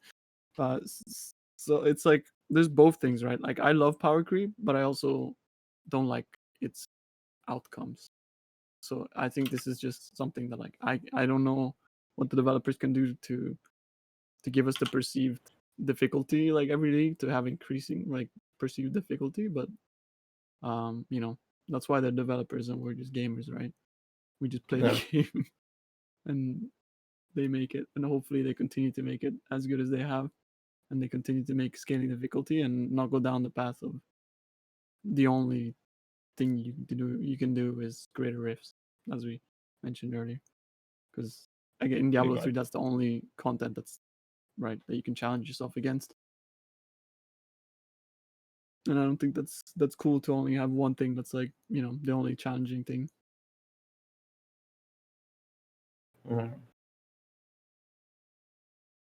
Well, there's still a cell phone. That's true. I mean, so it's like the the panic button when you're out of ideas, you're done with the game, you don't know what the fuck to do to make the game entertaining. That's when you go Soul Southbound. You said it yourself. No one likes trade. But that's the thing. Like, if trading is so unbearable, but I go through it because of the fact that the content I create is targeting new players. I don't have time to spend 2 weeks farming a specific item to make a guide for people, which I could have gotten in 2 minutes in a trade league. Well, with the current way trading works, 5 days of spamming 5,000 people to get the item. But I mean, I'd rather do that than spend two weeks farming for that specific item to get the build to get the build working in the way I wanted to promote it as a build guide for new players. That's why I don't do Soul Self-Found. But if I didn't do that type of content, I would probably be playing Soul Self-Found already to make sure that I would get that extra level of challenge or difficulty to the game. But there's so many other things that I would lose out on from playing Soul Self-Found. But it's definitely a way to feel motivated in finding enjoyment in looting. Yeah. That's the best thing about that kind of stuff as well. I feel that as well when I do League Start practice, right? You drop a transmute and you're like, yeah. with this. It's like, yo. And I don't even get that excitement dropping I don't know, 4x or some shit. I don't know. But I would like to ask you why you find trade so unbearable. Me? Because I might have a very different perspective on because I think trades should to some extent be unbearable for the amount of power that it gives us. I agree to some degree. I like that it's not too easy to craft. To trade, because I think that if the trading system was easy, for the sake of the argument, if there was an auction house in the game, more people that are currently not flipping items would be flipping because it would be so much easier to do, and that would also not be healthy for the market whatsoever. Whereas now we have a lot of flippers and trade bots, but it's not to that extent of what would happen if we had an auction house, and that part I don't want to see. Then again, trade bots are making a ton of currency and getting super rich for doing nothing, but nobody reports to trade bots because there are gods and you want to trade a trade bot. I'm friends with trade bots. I add them to my friends list so I can remember who they are. There isn't even a report option for trade bots, though. I don't think so, right? You can tell. You can send a GG staff messaging game, obviously, but it's my problem with trading is that it's actually based in the way I'm crafting. I'm sure. I looking at the stream right now. I'm buying fossils, I think. Yeah. No, I get that. That's right. So basically, fossils are pretty easy because there's so many that's available. But when I did the mirror helmet I made for summoners, for example, I needed Essence of Horror, and I bought about a little bit below 2,000 essences. Now, to hit the mods, I needed 2.8 million essences by average to hit, but we got lucky with Exalted Slam. Buying 2,000 essences, that means you have to buy bulk prices, and what that means is that you pay a lot more per essence or per item or craft material, because the seller suddenly has a higher bulk. Now, the problem with flipping when it comes to these slightly rarer items is that I could buy them for 4 to 5 chaos each, which was pretty chill, but then I've got 1 or 2 at a time. As soon as I wanted 5 or more, then I would have to pay first between 8 to 12 C a pop, which I cleansed off every day pretty fast, which means that the price after that would be 15 to 20 chaos each. That's 3 to 4 times as much per essence to buy. Of course. And I didn't want to pay that much. Even if I had the currency, I didn't want to pay that much because that was just so stupid and unethical. So the process would be either I skim myself broke in the process of doing something for profit, which is then contradicting is I can't even speak, would be ineffective for the sake of making profit. But then I'd have to go through and message thousands of people, and I still paid the 15 C a pop at some point for at least a few hundred of those essences. That's 2,000 essences where I'm paying 3 to 4 times as much per essence, and it's still, even when messaging these people where I'm paying 3 times as much, would take ages to get people to respond, take ages to do the trade. And I think we crafted a helmet during the lapse of almost 2 weeks' time before we actually hit it.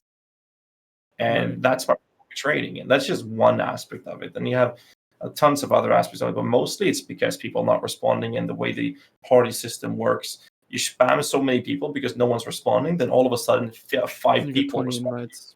Yeah. And that's the other problem with it. Then you have to like accept one, which declines all the other party invites. You have to whisper them, like, hold on, just doing this trade quickly, reinvite, and it's it's up the whole that part's a little process. bit annoying, yeah. Because generally, like, if I need something, I usually always go for bulk, right? But essences is such a niche thing because, like, people have essences, but they never list them, right? It's not Yeah. something that you think that, like, yo, I'm gonna bulk essence. I'm gonna run essence on my maps and I'm gonna bulk them. Like, so it's like super niche, right? To some extent, but I completely agree with you in that regard, which I'd rather not craft with essences than to do that. But if you have to do that, then, you know, shit, sucks to be you kind of thing. Yeah. Like we in the did current trading system. We're actually touching but- upon a cool point, like the one point that we haven't covered from the list yet on Delve, and then right afterwards we could still cover a little bit of the specters, new specters, and the races on the Chinese realm. But what I wanted to ask is, how useful are fossils? Because you said you'd rather not craft with essences, but Right. this league they all moved all the fossil specific mods either onto influence bases, or they remove them altogether. So there's no more mods that you can only get with fossils, right? So you still only ever craft with fossils. It's it's stupid still the not number to, one. honestly. Yeah, but I think they really did fossils dirty. Like the fact that like now like it just like disabled so many crafts, and I think it's like it made crafting like harder, but not in a fun way, because it pushed everything towards influence bases, and I think they just wanted to appreciate the price of the special exalted orbs. But I really don't like what they've done with removing a lot of the fossil mods. They should have just made getting those mods rare or something like that. I think to some extent not fun, but the thing about fossils is that it wasn't like that you only ever use them for those mods. It was like if you want 10 times the chance of getting a life roll, you still want to use a pristine, right? Or like if you want to craft a helmet, right. That's or, why, for example, boots. that's why people might think that it was justified to take the exclusive mods away from them, because they're still really good even without the exclusive mods. And they kind of, when they had the exclusive mods, there was literally no reason to use anything else ever, right? Unless you wanted a specific essence mod. Well, it was like the new influence stuff was already worth doing, right? So now there's no point doing anything other than the influence stuff. But shouldn't the influence bases be the best bases? I mean, I think they should, and they are. I think this is a fantastic change. But I especially think it's a fantastic change because people got really upset about it and stopped using fossils, thinking they were garbage, and so now all of the fossils are just available to grab, and I can pick them up. They're still amazing, of course, but it just disabled so many fun crafts. I think, like, for example, like now you have to have like a certain type of base that might have all these other shit mods that you don't want to get the one mod that you do want, but then you can't have another influence. Like, and and the only way that you can get that other influence is if you awaken an orb, and if you want to awaken an orb and add another 40 mods to the pool, then that means that you need to either spam 56,000 of these fossils on average with a 66% ratio, or you just awaken her and you get a shitty item with 3 mods and you multi-mod it. So it just ruined, I think, a lot of the fun with like very specific crafts, like which were really cool to do in the past. And it's I see that criticism. I see that criticism that when they're now on the influence basis that you can awaken or orb them, and it would have been cool to have some that couldn't be awaken or orbed. Yeah, and I think the awaken orb is terrible. I think it's absolutely horrible. I think it's not a cool thing for the game to be like, oh, let's just mash 2 things together, and I have those 2 things and everything else shit, and it's deterministic. So like, I don't think things should ever be deterministic to that extent. And also, like, I don't know. I think the Awaken Order was really not good. I think they should have just added the slams and let us keep the crafting with fossils as it was.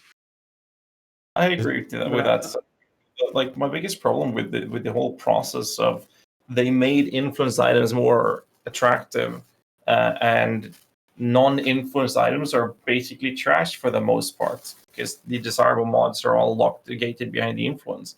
So for the higher end game, you're gonna want to use the approach of having influence items, and the fossils couldn't provide that. And something that a lot of people are forgetting is the effect of this. And the effect of that, where the point I'm trying to make is labyrinth. If you enchant a helmet, that helmet better be either unique or it has to be influenced, or it's going to be wasted for the most part, unless the influence that enchant is good for is something you can slap. That means that Elder and Shaper bases, this is mainly affecting Summoner stuffs, which are Elder and Shaper or Elder only for the most part. Some do, very few people do Shaper only. But Shaper and Elder bases, which you can't slam, which means that the base you enchant on has to be an Elder or Shaper base that you then awaken or orb to get both influences to get that super big craft on if you want to. But they have to be influenced. So if you do a Hubris Circlet and you enchant it, you get Spectre damage. That helmet's already wasted because it doesn't have the correct influence. You can only make it half-assed by slamming another incorrect influence on it and then putting it with Elder or Shaper on it through an Awakened Orb and then crafting it. It would still be subpar. And, Labyrinth hasn't received any changes in a very long time. And the last change we saw to it was a gem nerf. I mean, and the Labyrinth is a pretty big part of the game, and it hasn't been buffed at all. And this influence effect has made Labyrinth be affected more than anything when it comes to the base achievement. Well, I lost the word. The approach of actually getting these valuable base items that are then later used for crafting, which Labyrinth had a pretty big effect on, specifically when it comes to helmets and to some degree boots. Right. I think minions specifically got shafted pretty hard because in every other aspect, it's best to enchant non-influenced items. Right? For anything other than a minion, you do not want an influenced item if you're going to be running lab, which, okay, we get more lab enchants from running then the maps, customer but can let's slam ignore on that whatever part. he wants, right? But yeah, that lets the buyer decide what influence they want. Yeah. In everything except minions, the correct move is to enchant non-influenced bases, 86 non-influenced bases, and then let the buyer choose the influence they want. But minions don't get that. Because we're talking about Shaper and Elder specifically, right? Yeah, Shaper and Elder specifically. The only one that's super important to have only Shaper or Elder, like to have only one. The only crafting area that I know of that gets hard shafted is minions. Because they want Elder only, Shaper and there's Elder, no they can other. slam. Yeah, they want Elder only, and there's no other good influence that doesn't add a bunch of garbage without giving you the ability for more power. Like none of the others you want on a helmet. Righteous Fire. Righteous Fire? That's true as well, yeah. Once Elder. Only ones that, okay. I forgot that was a build that existed. Yeah, I sold the helmet for 40x the other day. So still, people still play it. Okay, people are still playing that. Summoners, okay. For the most part, most builds are okay. There are just some niche ones, and part of me is like, do you just want Elder and Shaper orbs so that you can just have the influence you want? And some of me wants to say yes because that fixes the problem, but then some of me is like, but then that makes them exactly the same as the new ones, and right now they're different, and I like that too. And so I don't know what way to go with that, but I'm more with Tuna on this one, to be honest. But with the Awaken Orb being bad for the game in general, personally at least. I like the crafting aspect of it, absolutely, but you also have to keep in mind the fact that we mentioned before as well that the people using these for crafting are very, very few people. Most people sell them. Yeah, true. But for example, the only way I craft now is like, I will buy one base that I want. I will alt spam till I get the one mod that I want, like for example gloves, like okay, I want frenzy charge, and then I will get another base, and I'll say like, I don't know, percent dexterity or something, right? And then I will imprint the frenzy charge, and I will, Wakener orbit. If it's terrible, okay, just imprint it again. Wakener orbit. If it's terrible, imprint it again. If it's like, and you just keep doing that, and it's like, it's just not a fun way of crafting. I think it's not fun at all, and it's not really like you can do anything about it. It feels like the power is completely out of your hands as well. Like you can't be like min-maxing like you could with fossils or anything like that. And it's just taking some of the fun out of crafting that I used to have. And it's Yeah, a pretty painful experience.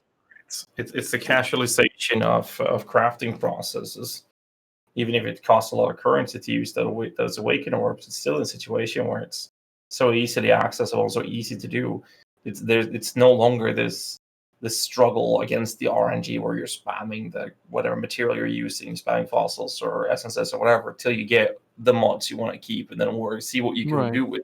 Is this something I can annul? Can I do previous can't be changed? Can I metacraft it? Can I do previous can't be changed and then annul off one of the two mods that are bad, and then metacraft it or multicraft it?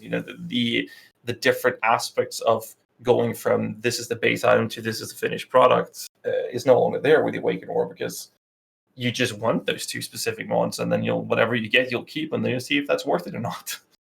And I think the main big issue with this entire thing is that like we wouldn't feel that bad, but these two mods that you do want are just far and beyond way better, like 7 to 10% more damage than anything else you can get on the item, no matter what.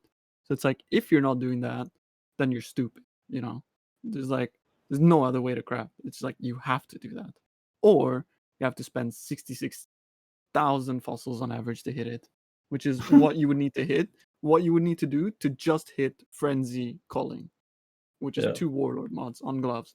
Like, it's like just so screwed. Like, it is, I guess it's just, it made crafting like really frustrating for me. Yeah, I just really didn't. it's like the helmet we talked about before with the Essence of Horror I crafted. The average amount of essences to craft to hit the mods I wanted was 2.8 million essences, and I hit specific mods. I hit all but 2 of them, and then I blocked the mana craft, which would give me I think I had 4 or 5% chance to get one of the 2 mods I wanted. 5%, I think, and I slammed it. I hit it, and after that, I was like, okay, my next slam would have about 2.3% chance to hit, and it would be mirror tearing. Then I slammed it, and it hit, and I got lucky. But that process, okay, now I see I have this high chance of actually making something really big out of this. That's the fun in crafting. But just sitting there and slamming 2 items together with no control, it's like, okay, let's see if this was profitable. No, it wasn't. Okay, let's do it again. Was this profitable, or was this something I'll use? No, it wasn't. Okay, next one. There's no fun in that. And again, back to the whole fossil thing, which made me the most upset about it, is that the only alternative to that was the fossils, and now there's just absolutely no alternative to it. It's either you have a subpar item, or you have that you've awakened or orb together over and over again and got lucky, right? Exactly.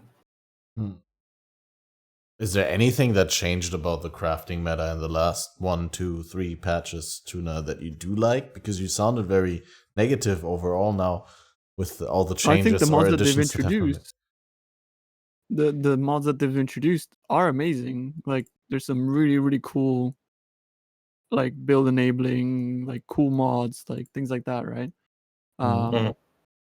But it's the process of getting them.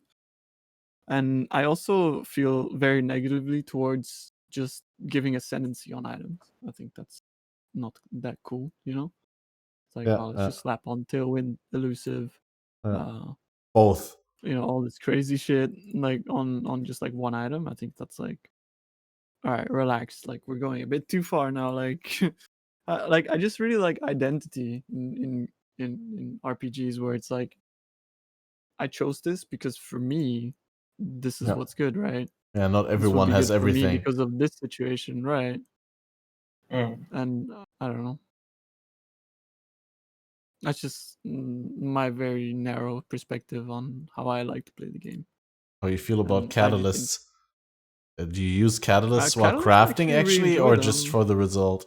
Do you actually use them I really to like make catalysts. mods more likely to Yeah, consume the quality? because fossil crafting doesn't consume the quality. Hmm. Like, and if I was to, like, let's say I crafted something with fossils and it doesn't consume the quality or whatever, or like I don't alt spam with them. I think that's just wasteful, right? I would like either fossil craft or essence craft until like you get something good. And by the way, it's like it's not actually that much more chance like compared to like fossils, like the catalyst. But if you are meta crafting, then I would go through the effort of always putting 20% on the item, right? When it's like Oh, yeah. now I have like an extra little bit of tiny chance to hit what I do want. Then of course before my slam, I'm gonna apply the quantity, and then I'm gonna do that again if I want to slam it again or whatever, right? Hmm. Yeah, but then again, that only works on jewelry, so that's amulet, rings, and belts. But yeah, Yeah. absolutely, I agree with that part as well. Like utilizing catalysts is something that I rarely do because those type of items is something I rarely touch in craft. Like amulets have been to some degree, and belts, yes, but I would only use them when I decide to metacraft, which is not that often. But then, yeah, absolutely. There's no reason not to use catalyst in those situations where you're going to slam the item, but you'd rather have that or that mod. Then yeah, put it on. It's not a big impact like the amount of the multiplier of the weight of the mod from the pool as it comes from the fossils, for example. But it's still an increased chance of you hitting the mods you want. So yeah, absolutely. I'll see why you wouldn't do that. But Yeah. it's again one of those things that I think even fewer people are using in the game. Most people, I'd assume, are only using Catalyst as a, oh, I want more attributes from my percent attribute increase belt, or I want more resistance or HP or ES from my rings or amulet, and then they put that on rather than utilizing it for crafting. Yeah. I wouldn't mind seeing Catalyst being something to be available to be applied on all pieces. All items, okay. I think that would be really I, cool. I like I've- catalysts because I like the fact that you can like aim like, all right, so I would really like to have like this type of modifier on my item, so I'll give it a little bit of a higher chance. And like again, like 20% increased quality on the item is like really not that high of a chance. Like it's not like I think like Irons and Chad, and he explained it to me once. It's like it's nowhere close to like anything what fossils achieve with the 10 times more likely to occur. It's like it's just like just the same as like 20% increase more. and more, if you know what I mean. Yeah. It's not more, it's like 20% increase, Yeah. for example. Yeah. 1,000 weight ES pool mod, for example, you put the quality on it, you get up to 1,200 instead of 1,000. That's basically what it's doing. Yeah, but not Whereas only you on that mod, but also on other ones, right? mods that would qualify for those tags, whereas a dense fossil would first off rule out mods from the pool. In this case, life pool and mods, for example, would be completely neglected, which means that you're in a Yeah. situation where the total pool of weighted mods, or the total weight of the pool is lowered, which increases the chance of all the mods that are left to hit, and then you're getting a multiplicative multiplier of 10 times that mod, so 1,000 is 10,000 instead, so it's drastically better. But I don't mind that the catalysts are so having such a small increasement of it. But the fact that there is an increasement from it is something I really appreciate with it. But I would rather see it be something that would be available on all pieces, especially with the fact that the percent increase is so small. And I think they're not doing it on other pieces because of the simple fact that having 20% increase on a life mod on your chest piece, for example, would actually give you a lot of Yeah, that extra would be HP. insane. Yeah. Maybe only facilitate the crafting, but not actually increase the values of the mods on the item. But I have a question because you guys are much more experienced with those, and I was wondering, annuls consume the quality, but do they make it less likely or more likely to hit the mod that is quality? No. Is the mod The that's nulls don't have, quality? What? They it's don't? still random. No, not at all. Because I Like, thought it's just then I made a mistake or something like that because I thought I annulled an item and lost all the quality. I mean, you do lose the quality, but it's not like it's still 100% random what it Oh, annuls okay. off. It doesn't affect the annul at all. It just removes the No, quality. it just removes the quality. Yeah. Because I thought it gives higher quality, a higher chance. I mean, it does I mean, on slams as well, right? some people have said that it does affect it, but based from my discussion with people from GGG, they've told me that it's not affecting it, but I'm not sure if that's No, it correct. Well, actually Shattered literally says says it in the does affect description it. text of I've the Op of never Annulment. heard of that actually. The item's catalyst Decreases. quality decreases the chance of removing a modifier which matches the quality type. I should have just read the item description text. I thought it was a fun little topic to bring up because I was wondering the other day, but if you just read it, then There you go. Oh. I played that 1,000 hours a league, and there's always cool things to learn. so yeah. Yeah. So when I annulled my life mod on my well. life quality amulet, it was just bad luck. Had nothing to do with the quality. All right, so we covered the crafting meta as well. Ghazzy, do you want to talk a little bit about specters? What are the top additions? Like in 3.10, we got a lot of monsters available as corpses that we can then summon as specters for our summoner archetype characters. And there's been a lot of talk about different specters. I heard some names being thrown around, like Baronite Thaumaturges and Redemption Sentries. But yeah, do you want to quickly explain to us which ones are the best ones for DPSing right now? The highest paper DPS you can reach with a Spectre right now is Slave Drivers. You can get around 700 million Shaper DPS with them. The Slave problem Drivers with them still. is that, unlike Redemption Sentries, they do not shoot 1.5, 2 screens away and cover the screen, because you're gonna have to conk effect on them to reach that number to start with. So in terms of clearing, it's not really preferable to sit on 700 million Shaper DPS, but they would instantly kill any boss in the entire game. But then again, so does Redemption Sentries. So Redemption Sentries is currently, from what I've seen, the most favorable Spectre for in terms of offense. But Sorry. the slave drivers already existed in the game, and the Redemption Sentries are Redeemer exclusive monsters, or where they're from. Yeah, they're from the Redeemer, the Blue Conqueror. So you have to get to mapping, and then you have to get the influence, and then you have to summon the Spectre from those corpses before they disappear, because they don't stay forever.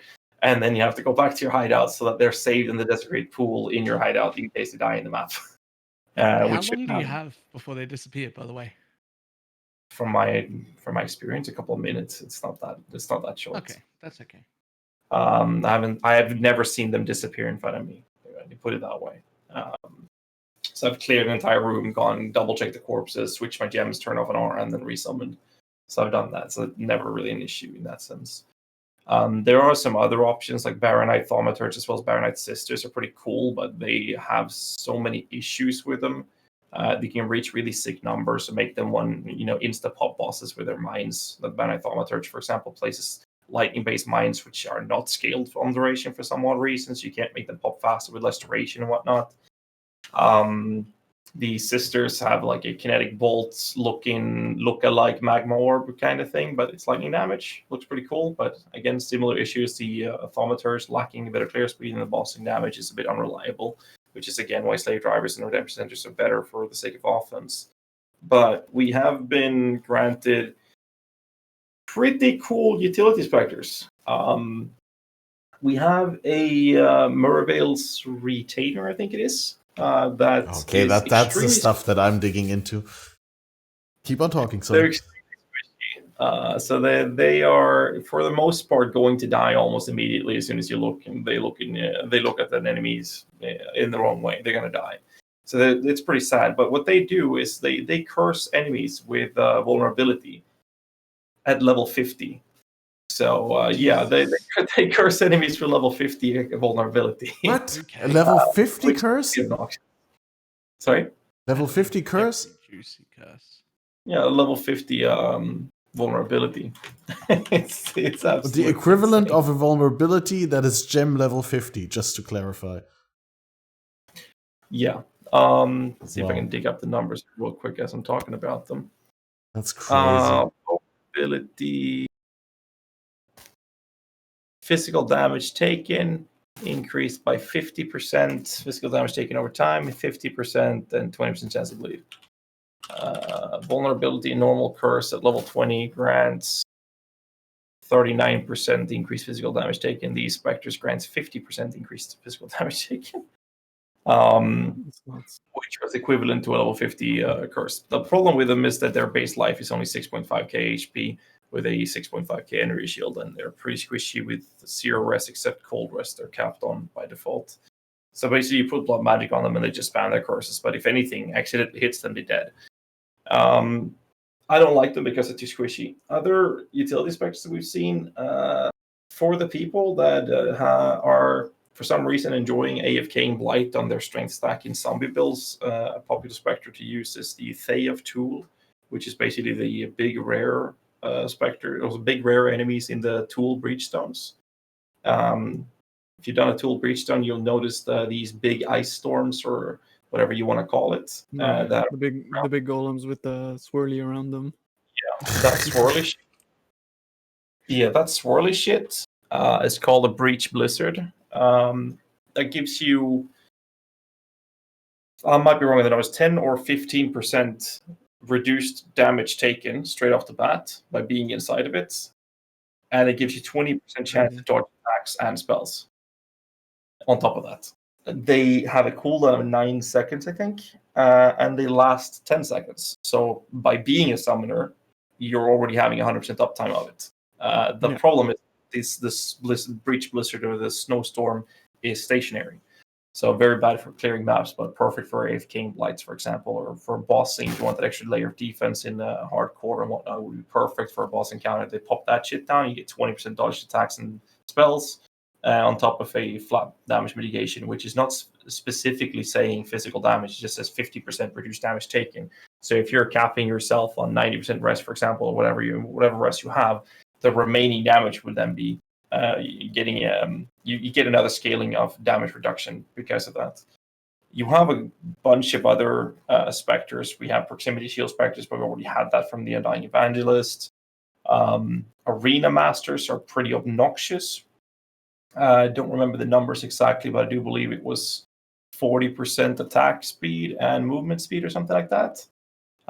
They don't really have 100% uptime, though, which is almost impossible to reach on those. Where are they from? Let's see. Arena Masters are from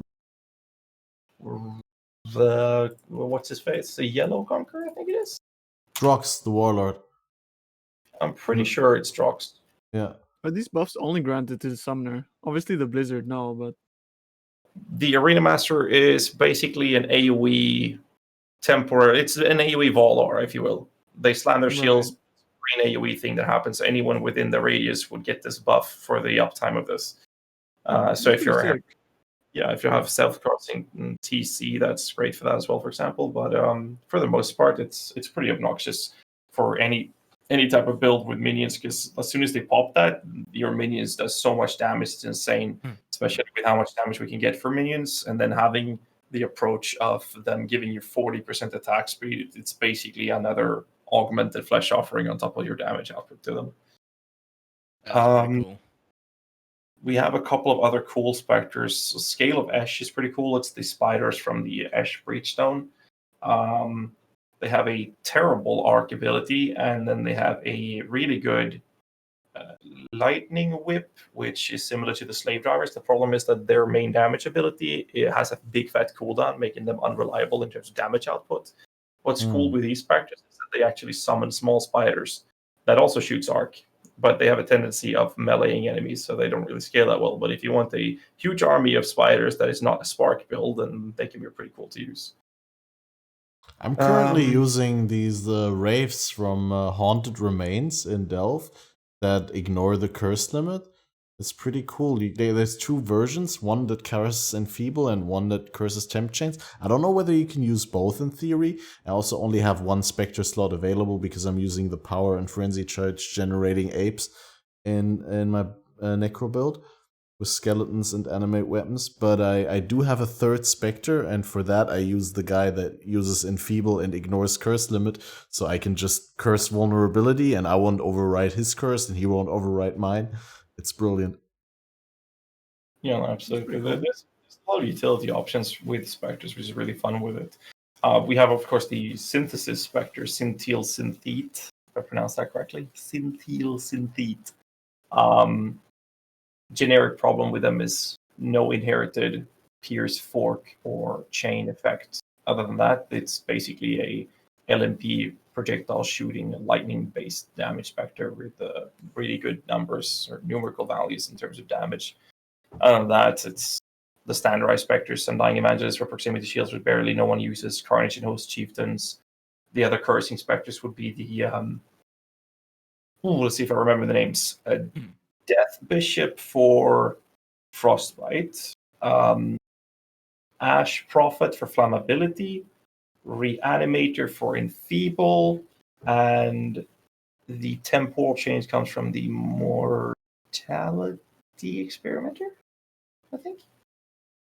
It's basically the current list of specters. There are a few other utility specters being discussed. The problem with them is similar to the Arena Masters, where the database or PoEDB is not providing us with the numerical values. So the only way we can check this is to have the specters and look at our tooltip and see what they do to us. And that's providing a long list of issues in terms of us checking the actual viability of these minions. The only thing we can see is their defensive numbers, rest numbers, armor, ES life. So there's a few others that have not been properly tested yet that might be viable to use as well. But the ones that are listed are the ones I can fully stand behind at least. That's Making cool. me want to make a minion build. Yeah, there's so many cool new things about minions. Yeah. That's really, really cool. It seems I like mean- they got like some of the most like little cool like mysteries about them as well. With the whole new like we added like how many monsters did they add? Like hundreds of them, no? So many. It's like Hundreds of new 300. ones that 300 something. right, which I bet you there's like some crazy shit out there like still that nobody's figured out, right? The Has to be. problem is that we don't have all the information prior. Yeah. I mean, myself and many other people in the community have been going through the database of all of these specters several times and spent days doing it. And the ones I had numbers on, I talked about. Some of them has absolute insane numbers where you can reach stupid DPS and whatnot with. But the problem with them is the problem with many of these minions or specters is their DPS being gated behind a big cooldown, making them unreliable. No. They have the other issue making them unreliable, which is the fact where if a specter has too many abilities that are not good to use, they're no longer viable. Like redemption sentries have a couple of different abilities. They have their normal attack, which is a physical damage attack with a 75% fist to cold conversion, and then they have a barrage spell, and then they have another spell where they shoot out a crystal, which they then use a snipe shot ability on, and if that snipe shot hits it, or if it's up for too long, it will then explode into multiple projectiles. The thing is, all of these abilities are still good for clearing, which makes them still reliable to be used as a main spectre usage. Whereas it's something like what's the Kitava Heralds? Kitava Heralds, for example, is a great display of how a spectre can be very bad with different abilities. And so the Kitava guys from the canals, the feeding through in the cathedral rooftop, they have a leap slam, for example, which is absolutely beautiful because it has a 50% of their physical damage added as extra fire damage. Leap slam, which you can multi-strike for that matter, and it's absolutely insane. And it's big AoE as well. But they also have the spell projector. It has a 5-second cooldown. So their biggest damage is gated behind a 5-second cooldown. And if they're in melee range, they start cleaving with a bleeding cleave attack, which also has a 6-second cooldown. So if they're in melee range, they've used their leap slam, they use their cleave, they will start white swinging the enemies, which is terrible. And then they have what Catmaster was saying, a mortar explosion. It's a spell that they're casting, which is a projectile that explodes. It's a projectile spell that flies over to the designated target and then explodes in AoE damage, which you can GMP, chain, fork, well, not fork, but you can chain the explosion of damage from it. You can GMP it for collateral shotguns, which still works for enemies, and specters, which doesn't work for players. And you can spell echo it. But the problem with that one is that that ability also has a 3-second cooldown. So what they'll do is they'll either use their mortar or their leap slam, and then they'll use a leap slam if they haven't, and then in melee range they will cleave, and then we'll start white swinging. So they're super unreliable because of the vast differences in their abilities that they're doing. So some people think they're absolutely amazing, but it's terrible to have too many. Yeah.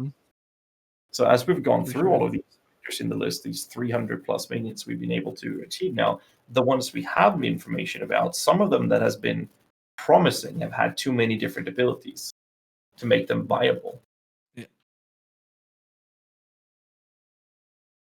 Makes That's sense. It's always like the mechanical, like I feel like so many skills are just mechanically gated, even though they Yeah. have the numbers to be like so super strong. It's almost the same with skill gems, but I don't know. It's almost like if you're like in Path of Exile, it's like you always just want to spam one skill, right? And I guess it's the same with specters. You just want them to spam one skill so you can boost that and make use of that. But if they're doing all these different things, like you can't really make use of them, right? Because of their like unpredictability, I suppose, and also because you can't even control them as well. So as Yeah. you said, they start cleaving, and you can't control whether they move away or The combo stop cleaving. use their spell Right. if their leaf slam is off cooldown. It's so stupid, but yeah, absolutely. And it's like what you were saying with people want to use one ability to go through. They want to have a mobility skill and then their attacker spell that clears everything. That's what they want, and they preferably want either that or another keybind they use for single target, right? And that's why a lot of people were frowning on the whole idea of Chaos Dot when an ED Contagion was released, because oh shit, you have to cast Contagion then do your damage. I mean, hell, I might as well play a minion build, and that's basically the meme that went around when ED Contagion was released. But I don't know. I like the reason I like Summoner Build so much, which is why I don't mostly play it. I just want to have that said. Because it's more active. Like I usually always Makes sense. offer Desecrate, but it's still a convocation, mobility, positioning, EE. All of those things makes the gameplay more interactive and more fun for me to play. Same thing with ED Contagion, because if I want to clear, then I'll put Contagion ED. Just that fact that I'm using another ability and then my main ability makes the gameplay more entertaining for me, rather than just holding down, Tornado Shot as an example. Yeah. That makes a lot of sense. Yeah. I've been also playing like some weird builds that, like, for example, I'm using Cyrus Shard's Fireball to clear maps. And then I swapped to Flame Surge, but then like, because you know how Flame Surge works is like it on paper it's like super strong, but like you have to ignite with something first. You have to apply burning. And if you do that, the skill gem does 108% more damage. So then you're doing like from like no damage to like literally double. So you're getting like 40 million DPS like quite easily with Flame Surge. So I just like clear the map with my Sire Fireball, right? And then I just like swap on the boss and like after I've dropped a little brand on the ground. But it also allows you to do cool things like, you know, Awaken Curse on hit. You get 2 curses on there as well. And then you can also like you could technically use Wave of Conviction if you want to apply exposure, and it's just cool ways to min max. It's in some way kind of makes me really look forward to the gem system in PoE 2, aside for like other concerns that I might have towards it, which I hope they'll get sorted before it comes out. But yeah, I find like really cool that we'll be able to have like a lot of different gem combinations for min maxing things like that don't only right click. I hope the right click meta is like like sort of thwarted a little bit, and so we can They've been make cool doing a good interactions job. with things. Been doing a good job diversifying the builds that they like, or incentivizing that builds run more than just one skill. I think Just one every thing, build, yeah. not just summoner builds, have like, significant pressure on their gem slots, on their sockets, because like everyone could use that one additional socket. I remember like I was playing a Bane Juggernaut. Don't judge me. This is a hard league, hardcore. I remember seeing those posts on Twitter. And I was actually running 2 unset rings because I just wanted more skills in my build. Not a Yeah. summoner build, but I just felt like I needed them. Makes sense. Yeah, and I like the idea of the multiple builds. Even like you mentioned with the weapon swap, I played a couple of weeks ago the BL miner, which I made over to a pirate class miner. Well, this league the Nova ring is super expensive, whatever it's called. But that I know build which was one you mean now. yeah. So with the targeting, his mines would automatically target enemies was beautiful with the pirate class. But it's like even then, even with that ring, it would still be better to just do a weapon swap to a fireball mines and clear with that and do the weapon swap for the boss. Even Yeah. that play, that simple thing of just clicking your weapon swap key for the boss felt more interactive than having a build that just has one key that I just hold down. For sure. What's your take on this, Balor? I mean, you've been playing your, and that's pretty much a right-click build, right? Yeah, I mean, most of this league I've just spent on Herald stacking because of how much goddamn fun it is. Um, I don't, I don't know that I care. I've played both builds that have multiple buttons and builds that only have one, and it makes absolutely no difference to me. Fair Like, enough. I get bored if the character is so powerful that I can blatantly ignore everything.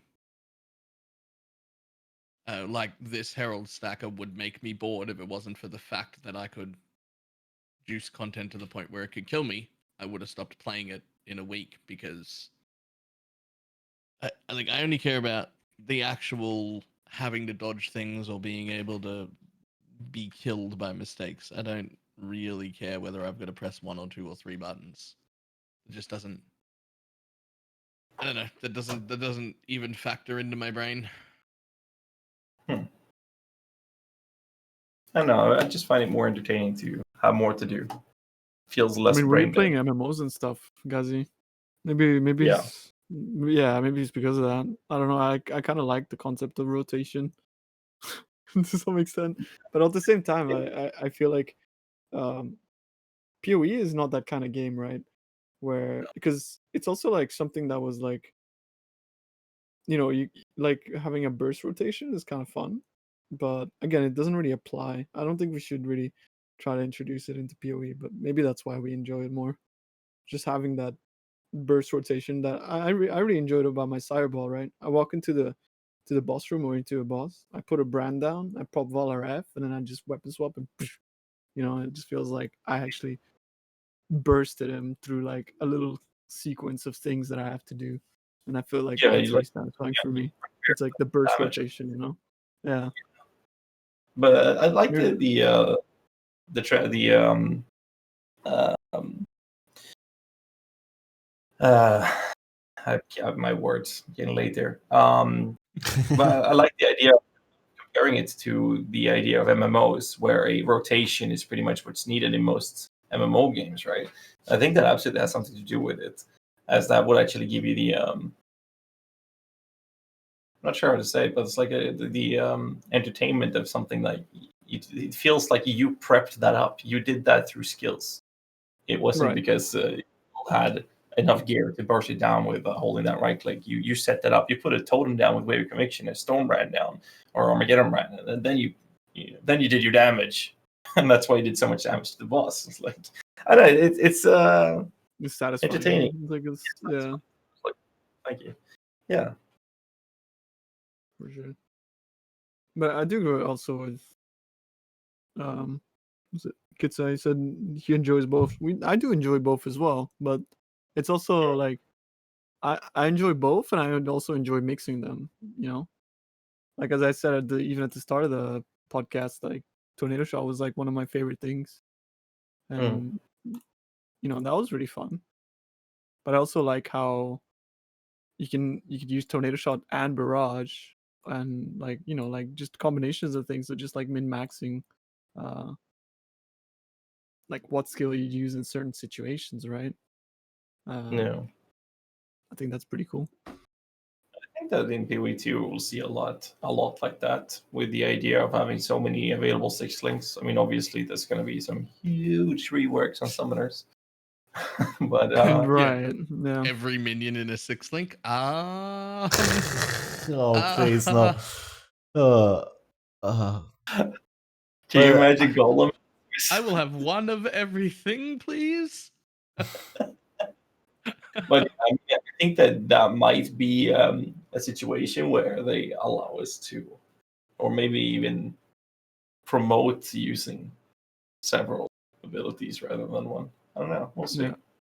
But if you think about it as well, it might actually be really cool as well for like these new minions that they've introduced, like where they act as simply supports for like certain builds.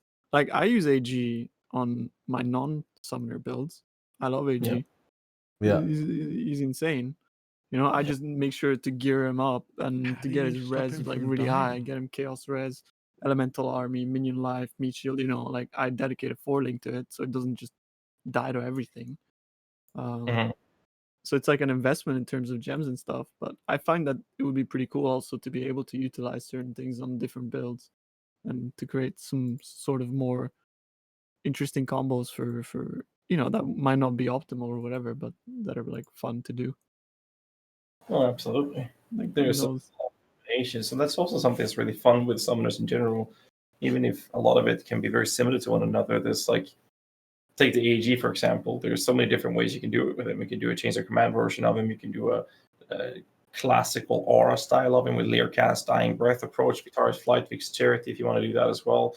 There's like a couple of different approaches to it, and then you have the higher budget approach of Kingmaker, Mask of the Stitch Demon with a high chaos life rest with bench DS as extra life, and he's going to regenerate 30 to 40,000 HP per second. I need that Mask of the Stitch Demon. Is there any way I can get a Mask of the Spirit Drinker to drop? I got the vial, but like, this is just running temples, or is there anything else that I can do to maximize my chances? PoE trade. Yeah, thanks. They're very cheap. Sorry, man. Yeah, that's the thing about SSF. It's like it's so like difficult, right? Like, Well, you just already you got wanna the make, hard like, a part. I kind of a already big got the build. vial. Like, I just need the base see. item. It's funny, the vial should definitely be the harder part. Yeah, that's true. It is the harder part, but I already got it. It's always like I remember that. watching like a friend of mine play SSF, and he was playing like a totem build, you know, like where they curse themselves, and like he's playing for ages and ages and ages, and he can't get this Kikazaru right. And then like in the time I've been watching him, I've dropped like 3. It's like, this poor guy, dude. I feel like you get like just whatever you need in SSF, you never get it. That's probably why I wouldn't play SSF. I'd just be like frustrated. Actually, someone in the Feel chat like caged. said, imagine a proper DPS AG. Before this league, having 100 million shaper DPS was, that's not something that was commonly known how to do. 100 million shaper DPS build before this league. Right. And I did make a change of command build with an enemy guardian having mirror tier gear. I think his gear would be worth about 450 to 500 exalted, and that build would do 110 million shaper DPS. But the problem is that's animate weapons, right? He would only do about 3 million shaper DPS, but that's in mirror tier gear. So it is possible, but just gotta open up your wallet a little bit. Yeah, like so often. But I think we've heard a lot of interesting points, and we went totally over time as is tradition. But before we round it up, let's quickly like talk one round about the Tencent race on the Chinese realm, the thing that people are currently busy playing their first couple hours in. I think it started like when was it? I want to say 10 hours ago. And well, basically there is a different company than GGG organizing things for the Chinese market, because they know how the Chinese market receives certain features and they know what to prioritize. So the game is a little bit different in the Chinese version. And for this special event, they invited a bunch of the Western racers as well and gave them accounts with all the goodies on, so you could buy a map tab, a currency tab, and the loot pets that exist, for example, in the current Chinese version. Have you guys seen any of the action going on? And what do you think about the features that are on the Chinese realm? Let's start with Tuna. I think that like, first of all, like, I saw all the complaining on Reddit, and I think people have to realize that the way the game works is that GG is making the game for us, right?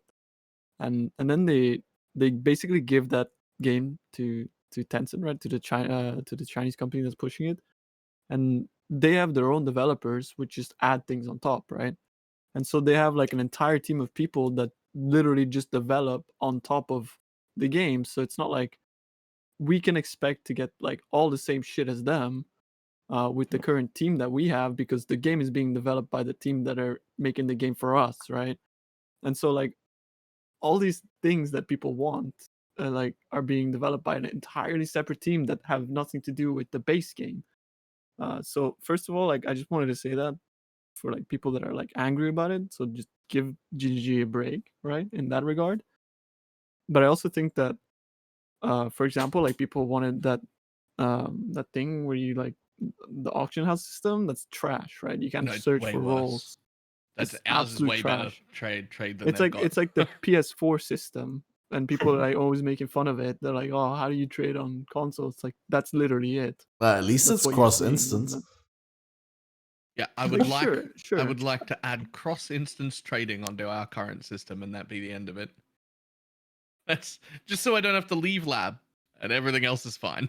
But then it would instantly go to hell within 1 week of the league starting. True. But at the same time, I think, and I'm again maybe a little bit elitist on this, but I think inconvenience is good, because inconvenience creates skill gap or effort gap. I don't know, depending on how you want to see it, right? Which allows certain people to, like, if I put in the effort, I get something out of it, rather than just being like being fed basically by the in-game systems, and everyone being able to do the exact same thing with just minimal effort. I think to some extent that's sort of why I kind of like trade in the way that it is. And I did agree with the point that it's absolutely annoying, as Ghazi had to like buy like thousands and thousands of essences. But because you did that, you made that mirror tier item, right? If everyone was able to bulk buy essences, maybe someone would have beat you to it, right? Like, for example, like, it's because you put in the effort to do it is why you were rewarded with potentially making the mirror tier item for that class, right? Or for Yeah. that specific sub niche. So I to think some that- extent, I just feel like trade in itself is creating this concept of like being rewarded for your efforts by being a pain in the ass.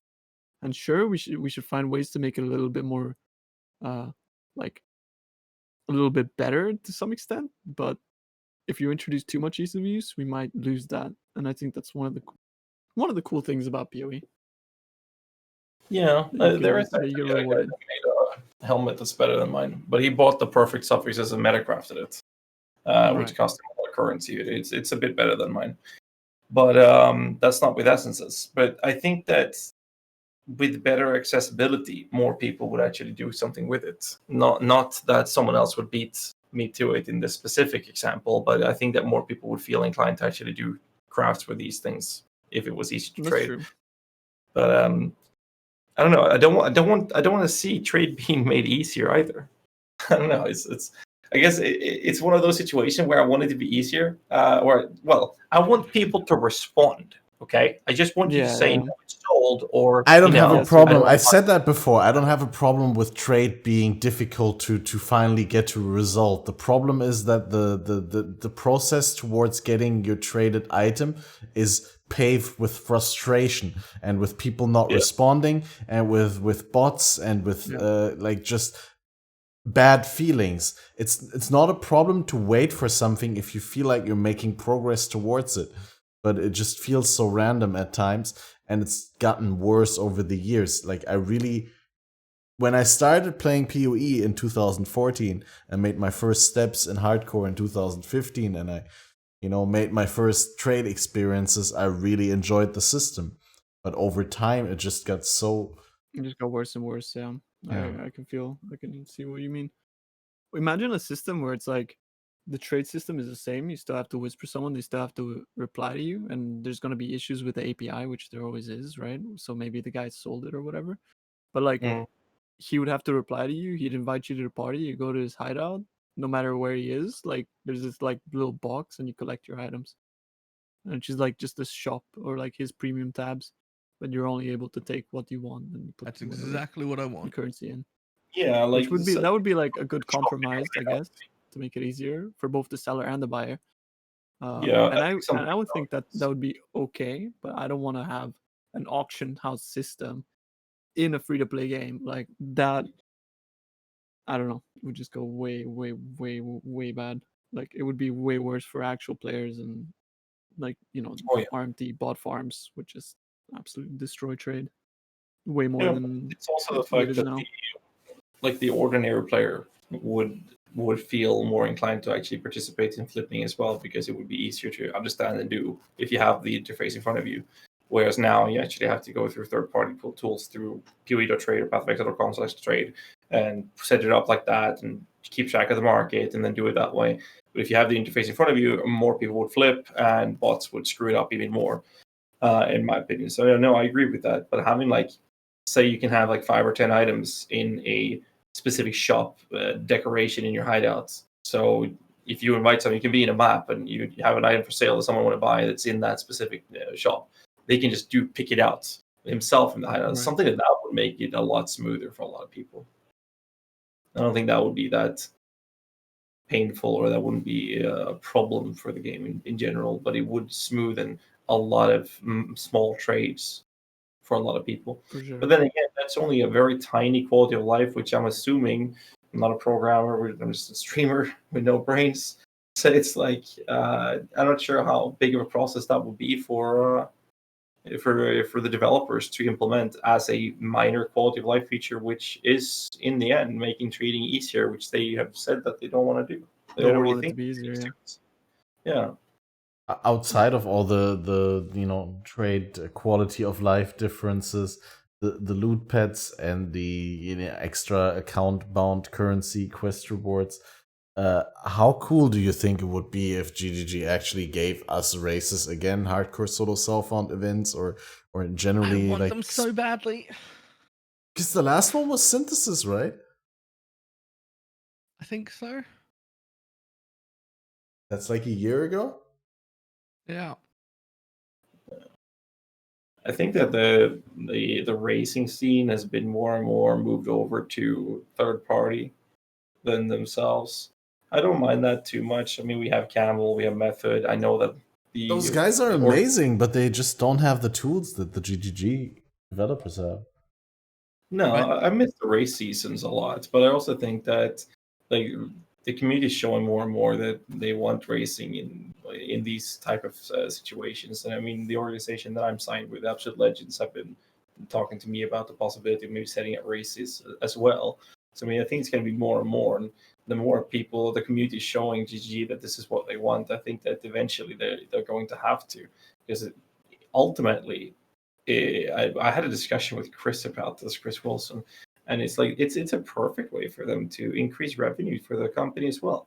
They can easily have a race season, and then similar to BR Games did a couple of years ago with like battle passes. Yeah, you get free MTX rewards for seasonal approaches. If you buy a battle pass, you get access to some extra exclusive MTXs by getting points in the races. If you have a battle pass, so something like that, and that wouldn't be any pay to win feature or anything at all either. That would just be another way for them to sell MTXs. And I know I would buy it, and I know many others would as well, that aren't specific races either. They would just do it because it's fun, and they would get some extra MTX rewards for doing it.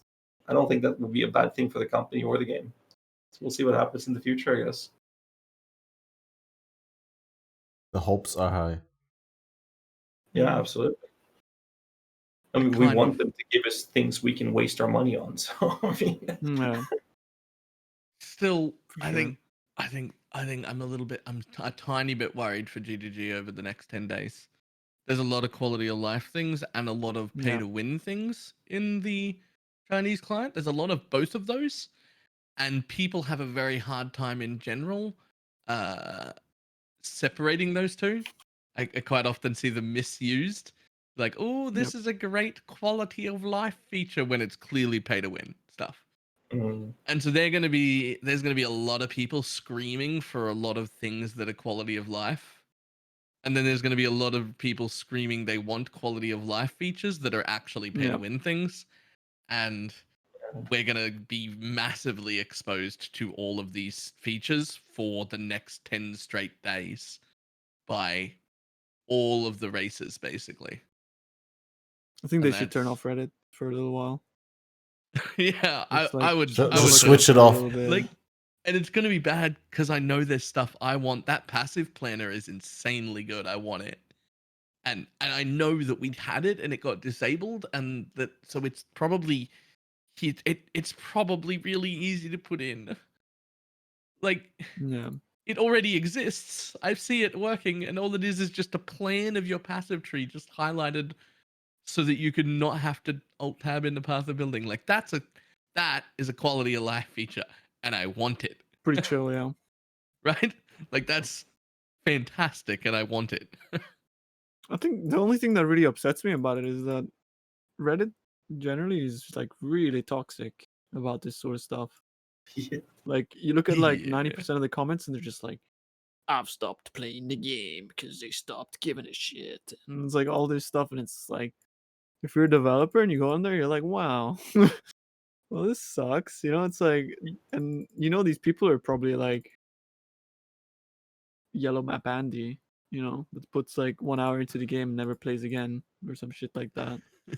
And Yep. it's just like, I play the game for 2 hours a day and now I have carpal tunnel. It's like, bro, like, unless you had like some issues before, like what's you know, like that doesn't happen, right?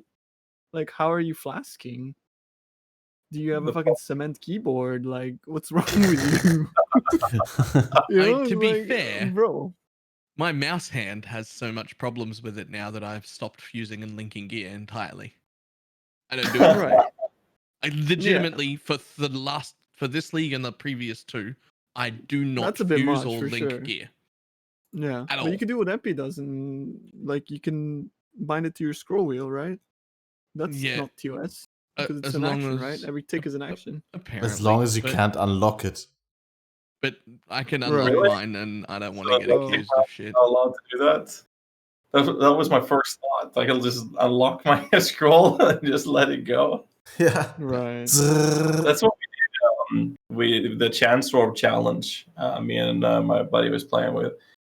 He held down Scours and I held down Chance Orbs. We just spammed a box till it turned unique. And then we just changed currency, and he did it on the next box, so he got the challenge as well. Took like, I don't know, 4 or 5 seconds. Yeah. Nice. I need to do that for that challenge. That's way quicker than doing it yourself. Jesus. Yeah, it's like Oh, the yeah. only chancing challenge where you can cheese it because you can have someone else scour for you.